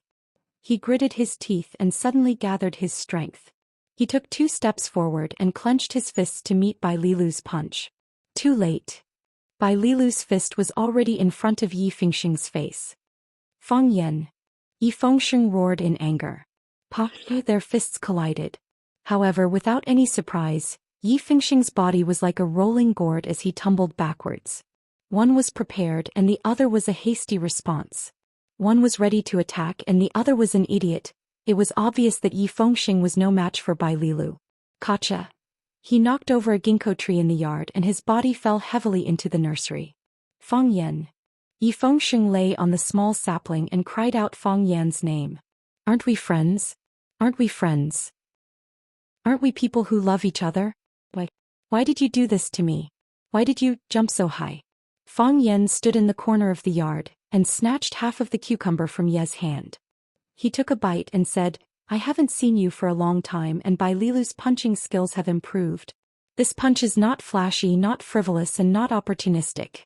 It uses strength as the bone, courage as the flesh and one punch. Ouch. Fang Yan touched the arm that Yi had pinched and looked at Yi angrily. He said, Didn't I just snatch half of your cucumber? Did you have to use so much strength? I was the one who brought this cucumber to you just now. Fang Yan, you still have the nerve to say that? Who wants the cucumber? Did I pinch you because of the cucumber? Yi looked at Fang Yan with disdain and said, Yi Fengxing is your good friend and brother. When he was in danger you actually ran away. I didn't run away. Fang Yan explained, I was still watching from the side. Watching him get beaten up? Fang Yan nodded and said, Men always have to experience this day. Fang Yan smiled and chewed on the cucumber. He watched Bai Lilu rush towards Yi Fengxing who was lying on the ground. He sat on Yi Fengxing's body and punched Yi Fengxing's face and scolded, Yi Fengxing, you bastard. Yi Fengxing held his head with both hands and shouted, Don't hit my face, don't hit my face. Help. Bai Lilu punched him again and roared angrily, Yi Fengxing, if you don't give me an explanation I won't let you off. Bang bang. Help, help. Bai Lilu seemed to have a deep hatred for Yi Fengxing. He kept punching Yi Fengxing's head, chest and all the parts of his body that could be hit. Bai Lilu lay there howling like a pig being slaughtered. He shouted for help and scolded Fang Yan at the same time. Fang Yan, you bastard. You're not loyal to your friends. Help. Someone help me. Fang Yan, did you give birth to a son? Mimi. Help, he's beating me to death. Fang Yan, you bastard, I'm going to cut off all ties with you. Fang Yan looked aggrieved and said to Yi who was standing next to him, Tell me, who did I offend? It was clearly Bai Lilu who was beating him. Yi snorted and was not willing to talk to Fang Yan at all. Is your Yi family still reasonable? Fang Yan said with a bitter smile. Bailey Qingzhu rushed over, hugged her brother's arm and cried, Brother. Brother, don't hit him anymore, you're going to kill him. Bai Lilu wanted to hit him again, but his sister held his arm tightly and refused to let go so he could not use too much force. Let go. Bai Lilu sighed. Brother, this has nothing to do with Fengxing, it's me. I blame myself. You're still speaking up for him? Bai Lilu wanted to punch him again. Blame me, blame me. Yi Fengxing hurriedly apologized and said, It's all my fault. Don't blame Qingzhu. I didn't blame Qingzhu at all. Bai Lilu wanted to hit him again. Brother. Bailey Qingzhu was angry. She hugged her brother's arm and said, "Can't we talk nicely?" "Yes, yes. Talk nicely." Fang Yan walked over with a cucumber in his mouth and advised, "It's not a big deal, why do you have to get physical? Let the people outside see it as a joke." "What did you say? It's not a big deal?" Bai Lilu punched Yi Fengxing's head. "Do you know what this fatso did? He shouldn't have done anything." Fang Yan said, "He's a human, right?" "You." Bai Lilu's face turned green and white and he stared at Fang Yan and said, "You know everything and you still dare to say that it's not a big deal?" "It's not a big deal to begin with," Fang Yan said with a serious face. "How old is your sister this year?" 21. "She's an adult, right? What are you trying to say?" "Yi Fengxing and your sister are both adults, and they have the ability to be responsible for their own actions. No matter what happened between them, that's their business. They haven't gotten married officially, and they're already." Bai Lilu sat on Yi Fengxing's fat belly and said angrily, I know. Fang Yan nodded and said, "This is Yi Fengxing's fault. What kind of man is a martial arts practitioner if he can't even control his lower body? But now that you've beaten him up, your anger has subsided. Alright, I know it hasn't completely subsided, but it's at least half subsided, right? So, can't we just settle the rest of the matter? If you beat him to death, then this official marriage really can't be realized." "Yes, yes." Yi Fengxing nodded repeatedly and said, "I'm not an irresponsible man. Fang Yan, you bastard, I want to break off all ties with you. Even if you scold me." Fang Yan looked at Yi Fengxing and said with a face full of sincerity, "I will still help you." Chapter 7:16. Even if you scold me, I will still help you.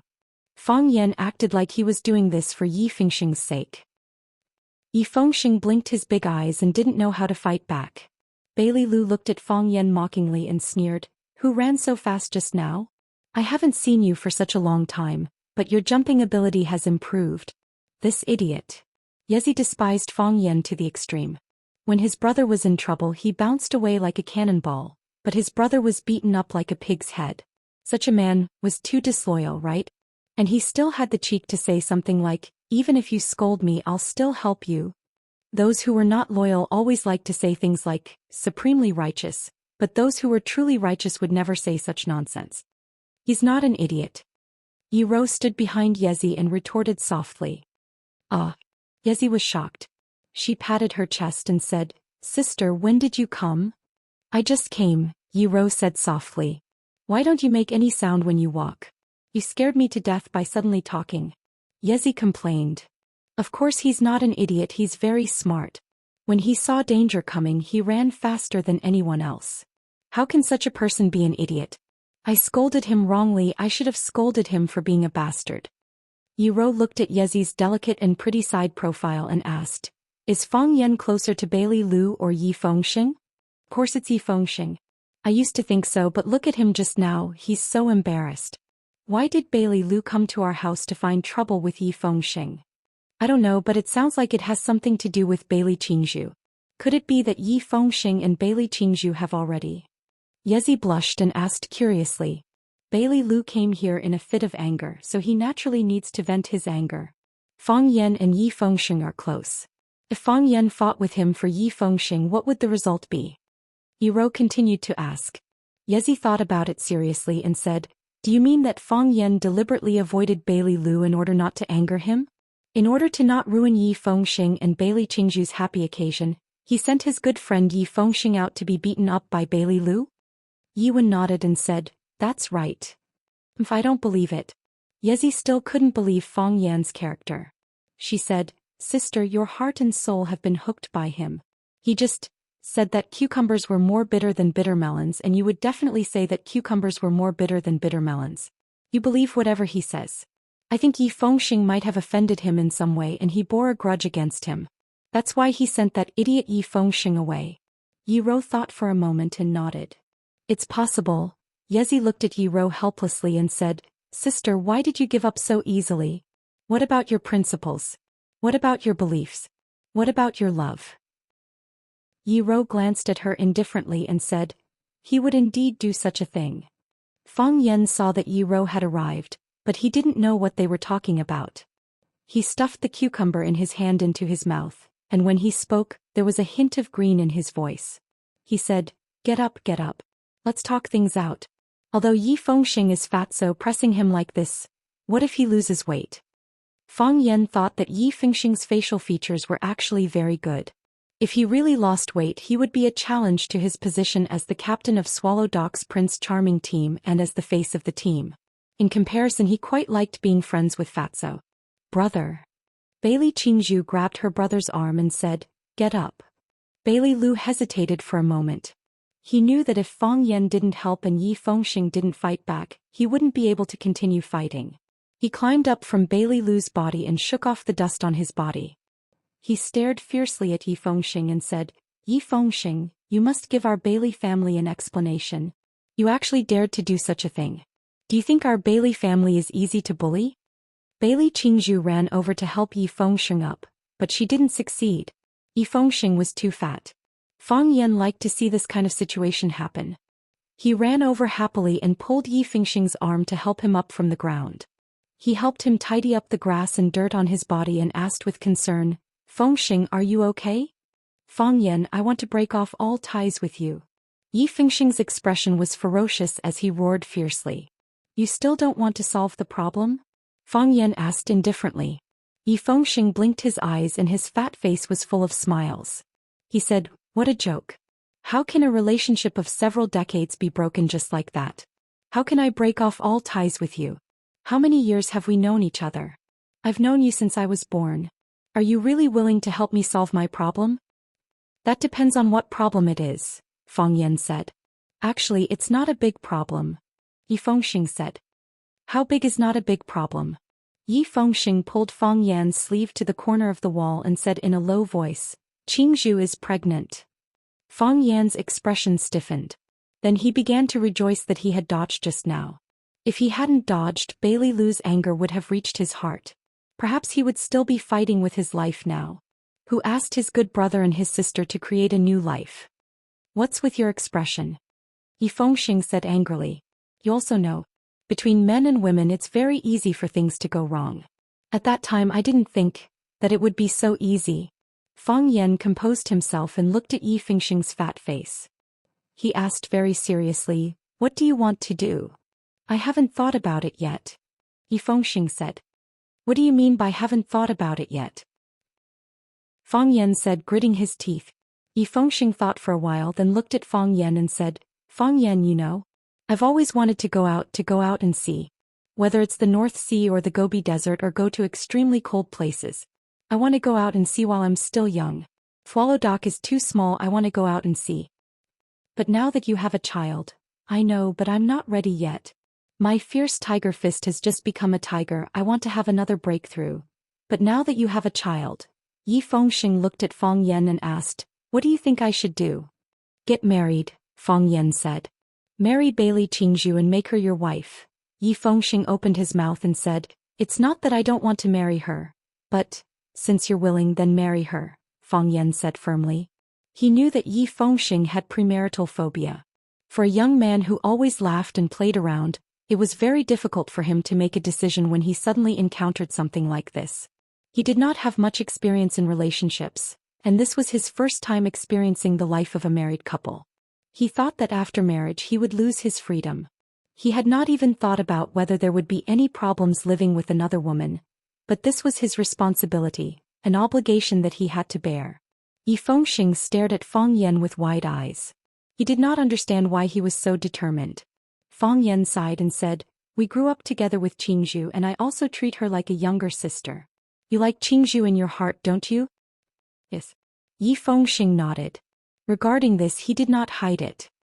Qingzhu and you are in love with each other and you are willing. Since this has already happened, you can't blame anyone else. However, Qingzhu is pregnant with your child, so both of you must stand up and bear the responsibility. Qingzhu has already stood up. Do you not dare to? Who says I don't dare? I just don't know what to do. Am I right? This is the first time you've experienced something like this and you don't know how to handle it, right? You can't imagine your future life, so you're afraid, right?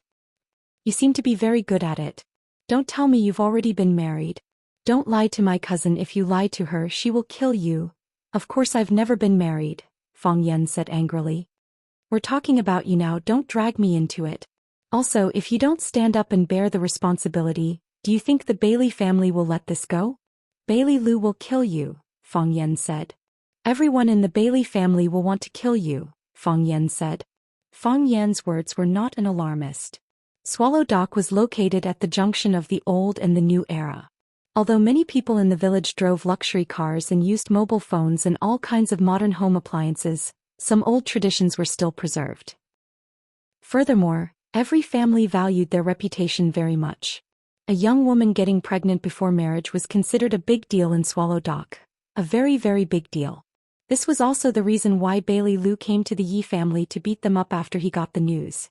And until now, no one in charge of the Yi family had come out to scold him. Everyone knew that the Yi family was in the wrong, so they had to let the Bailey family calm down first. Fang Yan tidied up Yi Fengxing's clothes and said with a smile, Fengxing, you've grown up and we've all grown up. Although we still play and joke like before, play the games we liked to play when we were young and tell childish jokes. But there are some responsibilities that we have to bear. You have a child and you're the father of a child. So you have to stand up, marry the woman you like and give your child a warm home. I think this is much braver and greater than you going to the North Sea, the Gobi Desert and the Arctic. Chapter 7:17. Fang Yan and Yi Fengxing whispered to each other. Yi sneered and said, Fang Yan is not a good man. He will definitely persuade Yi Fengxing to leave. Yi Fengxing has always wanted to go to Huaqing with him. If uncle hadn't stopped him, fearing that he wouldn't be able to control himself after going to Huaqing, he would have run away long ago. Yi Rou looked at Fang Yan tenderly with a slight smile on her lips. Since her relationship with Fang Yan was confirmed, she didn't know why she always looked at him and thought about him. Even if she didn't say a word and just looked at him quietly, she felt extremely happy and satisfied. Hearing Yi Rou's words, Yi Rou shook her head gently and said, Fang Yan is not such a person. Sister, why are you speaking for him again? Have you forgotten? How many girls came to see him when he was in mourning in Swallow Dock? Jiang Qin and Yuan Lin don't need to be mentioned. They would come every few days. Teacher and student relationship? Which student would treat their teacher like this? And that Qin Yitian, she clearly wants to compete with you. Look at her expression when she looks at Fang Yan. Look at what she has done for Fang Yan. And do you know what gift she gave him for the first time? Fang Yingxiong secretly told me that the so-called red heart black jade was priceless. It was said that a small piece could buy a courtyard house in Yanjing City. Also, that black turtle ointment, the two big red dragons that the Fang family raised in the living room. Aren't they ashamed? A girl gave so many gifts for the first time. Does she want to buy a man? That's too much. The more Yi Rou said, the angrier she became. She felt more and more indignant for her sister. She said, and Xiatian, how could he have anything to do with the big star Xiatian? And that. Sister, I don't mean to criticize you, but you are too naive and have no experience in love. You don't know that men are very greedy when it comes to love. They want whatever they see. How can they be satisfied? So you must never be deceived by her. The deeper the love, the deeper the scar. I won't, Yi Rou said calmly. Sister, I can feel it. Feel what? He cares about me, Yi Rou said. Just like I care about him. He rolled his eyes and said, Here we go again. There was again. Are you going to tell me the story of how he risked his life to save you after you failed to climb the heavenly axiom? Why didn't he mention it when you risked your life to save him? He will keep it in his heart. Keep it in your heart. I'm just afraid that he has already forgotten. You still have to be wary of her, those girls are too beautiful. Especially that Qin Yitian. Although we look so arrogant, men are all cheap wretches. When they see such a woman, they are like a wolf that sees a bone and want to pounce on her. What was that saying again? Conquer. Men have a conquering nature in their bones. Do you think you know men very well? Yi Rou looked at her sister who had lived in Yanjing for a long time and asked softly. I've seen too much. Too many romantic things have happened around me. A girl in our dorm was successfully pursued by a guy. She washed and cooked for him every day, bought him clothes and shoes, and treated him like he was her own son. The two of them lived together outside, but she accidentally got pregnant. The girl wanted to call her boyfriend to discuss how to solve the problem together, but the guy's phone was turned off. She came back crying and said that she wanted to commit suicide. My dormitory sisters couldn't stand it anymore and sent people to find the boy. Do you know where they found him? In another girl's rental house. It turned out that he had more than one girlfriend. Yiro knew there were all kinds of disgusting things happening outside. She also knew that in this era where people lost their faith, people were very presumptuous and casual about their own feelings. But she believed in herself and was also willing to believe in Fang Yan. Ye's words were very serious, but she was not angry about it. Because only those who were stabbed in the heart and hidden pain would be really angry. She knew that Yi did it for her own good. Yi thought that she stayed in Swallow Dock all day, so she didn't know the evil of people, the fickleness of the world, and the fragility of feelings. Yiro looked at Yi and said softly, "How about we make a bet?" "Bet on what?" "Fang Yan won't take Yi Fengxing away." Yiro said, "He will persuade Yi Fengxing to take this responsibility." "Impossible?" Yiro opened her eyes wide and said, "Well, I'll bet with you. What do you want to bet?" "If you lose, go and apologize to Fang Yan," Yiro said. Yiro thought for a while and nodded. She said, "Okay, I promise you. But what if you lose?" "I apologize to you. No, you're my sister. I don't want you to apologize for me." Yiro rolled her dark eyes and thought quickly. She said, "If you lose, you'll go shopping with me in Yanjing for a day. I can arrange the whole day. How about it?" Yiro thought for a while. Although she didn't like shopping, she still agreed. She said, "Okay. I'd like to see if Fang Yan is like what you said." "Hey, he took Yi Fengxing to see Bailey Lu." Fang Yan took Yi Fengxing and walked in front of Bailey Lu and Bailey Qingzhu. Bailey Lu frowned and said, "Fang Yan, what are you two whispering about? This matter needs to be resolved by the elders of the Yi family. Can you handle it on behalf of the Yi family?" Fang Yan smiled and waved his hand. He said, "This matter doesn't need to be resolved by some elder. It needs to be discussed and decided by the two parties involved." Fang Yan looked at Bailey Qingzhu and said, "Qingzhu's meaning is already very clear. As brothers we can also do it." Bailey Qingzhu blushed. She also felt that she had lost face after such a thing happened. The elders of the family still didn't know, but her brother, who had just returned from outside, understood the details. Her brother's personality was insolent. Once he heard of this, he flew into a rage and ran to the Yi family to seek justice for her. Bailey Qingzhu was almost angered to death by her brother's idiocy. With such a ruckus, wouldn't the elders of the two families know? Bailey Lu looked at his sister and said, "What do you mean? You want to say that my sister must marry Yi Fengxing no matter what?" No. Yi Fengxing hurriedly explained. He looked sincerely at Bailey Qingzhu and said, "It's me who must marry her no matter what." Yi Fengxing knelt on one knee and looked into Bailey Qingzhu's eyes.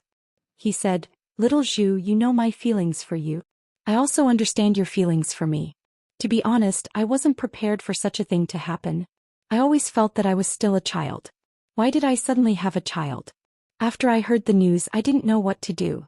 I even hid and didn't dare to pick up your call. I'm a bastard, I deserve to die. I know you must have been very sad at that time. I've let you down. I also felt very sad in my heart. I felt that no matter what, as a man, I should have stood up at that time, hugged you and said it's okay. We'll bear this together. But at that time I didn't do it, and I didn't do it well. I've always wanted to go out and have a look. I've always wanted to go out and explore. I've always wanted to train our Yi family's ferocious tiger fist to the middle stage of tiger. I've always felt that there are still many things that I haven't done. I've always thought that I still have a very, very long time, but you suddenly told me that we have a child. I thought we're going to get married." Yi Fengxing's eyes reddened. He reached out and held Bailey Qingzhu's small hand tightly. He said, "Even now I'm still not prepared, but I'm willing to bear it with you. I want to marry you, I want to make you my wife. I want to raise this child with you. Just now Fang Yan told me that to stand up and marry the woman you like, to give your child a warm home, is much braver than going to the North Sea, the Gobi Desert, or the extremely cold land, and much more noble. I don't care if it's brave or not, and I don't care if it's noble or not, I just want to do it. Because this is what I think in my heart. I want to marry you, I want to make you my wife, I want to be the child's father." The muscles on Fang Yan's face twitched again and again. "This bastard, how can you change your lines so casually? Although the effect is better after you changed it, but have you ever thought about my feelings? Stepping on your friend's shoulders to show off your own greatness, is this really a man's way of doing things? Please open your eyes and look, your cousin's future wife Yiro is standing at the side and watching." Fengxing. Bailey Qingzhu was tricked as expected. She threw herself into Yi Fengxing's strong embrace. Yi Fengxing fumbled in his clothes for a while, and finally took out a piece of Maitreya Buddha jade from his neck. He said, "Men wear guanyin, women wear Buddha. When I was young, my body was very weak, so my ancestor gave me this jade to keep me safe. This is the only valuable thing I have on me. I'll give it to you as my proposal gift." Yi Fengxing pushed Bailey Qingzhu away, looked at her eyes that were red from crying and asked, "Qingzhu, are you willing to marry me?" "I am willing." Bailey Qingzhu's tears flowed down in large droplets. As she wiped her tears, she nodded continuously. Thus Yi Fengxing put the piece of jade in his hand on Bailey Qingzhu's neck, and then forcefully pulled her back into his embrace. "Qingzhu, Fengxing." Just like in the movies, after the male and female leads called each other's names, they hugged each other even more tightly. The rims of Feng Yan's eyes were also red. He walked in front of Yiro, reached out and hugged her, saying, "I'm so touched, I'm about to cry." You're tuning in to the Zhou Xian's Legacy YouTube channel. Don't forget to subscribe and join us on this journey to catch the most captivating stories.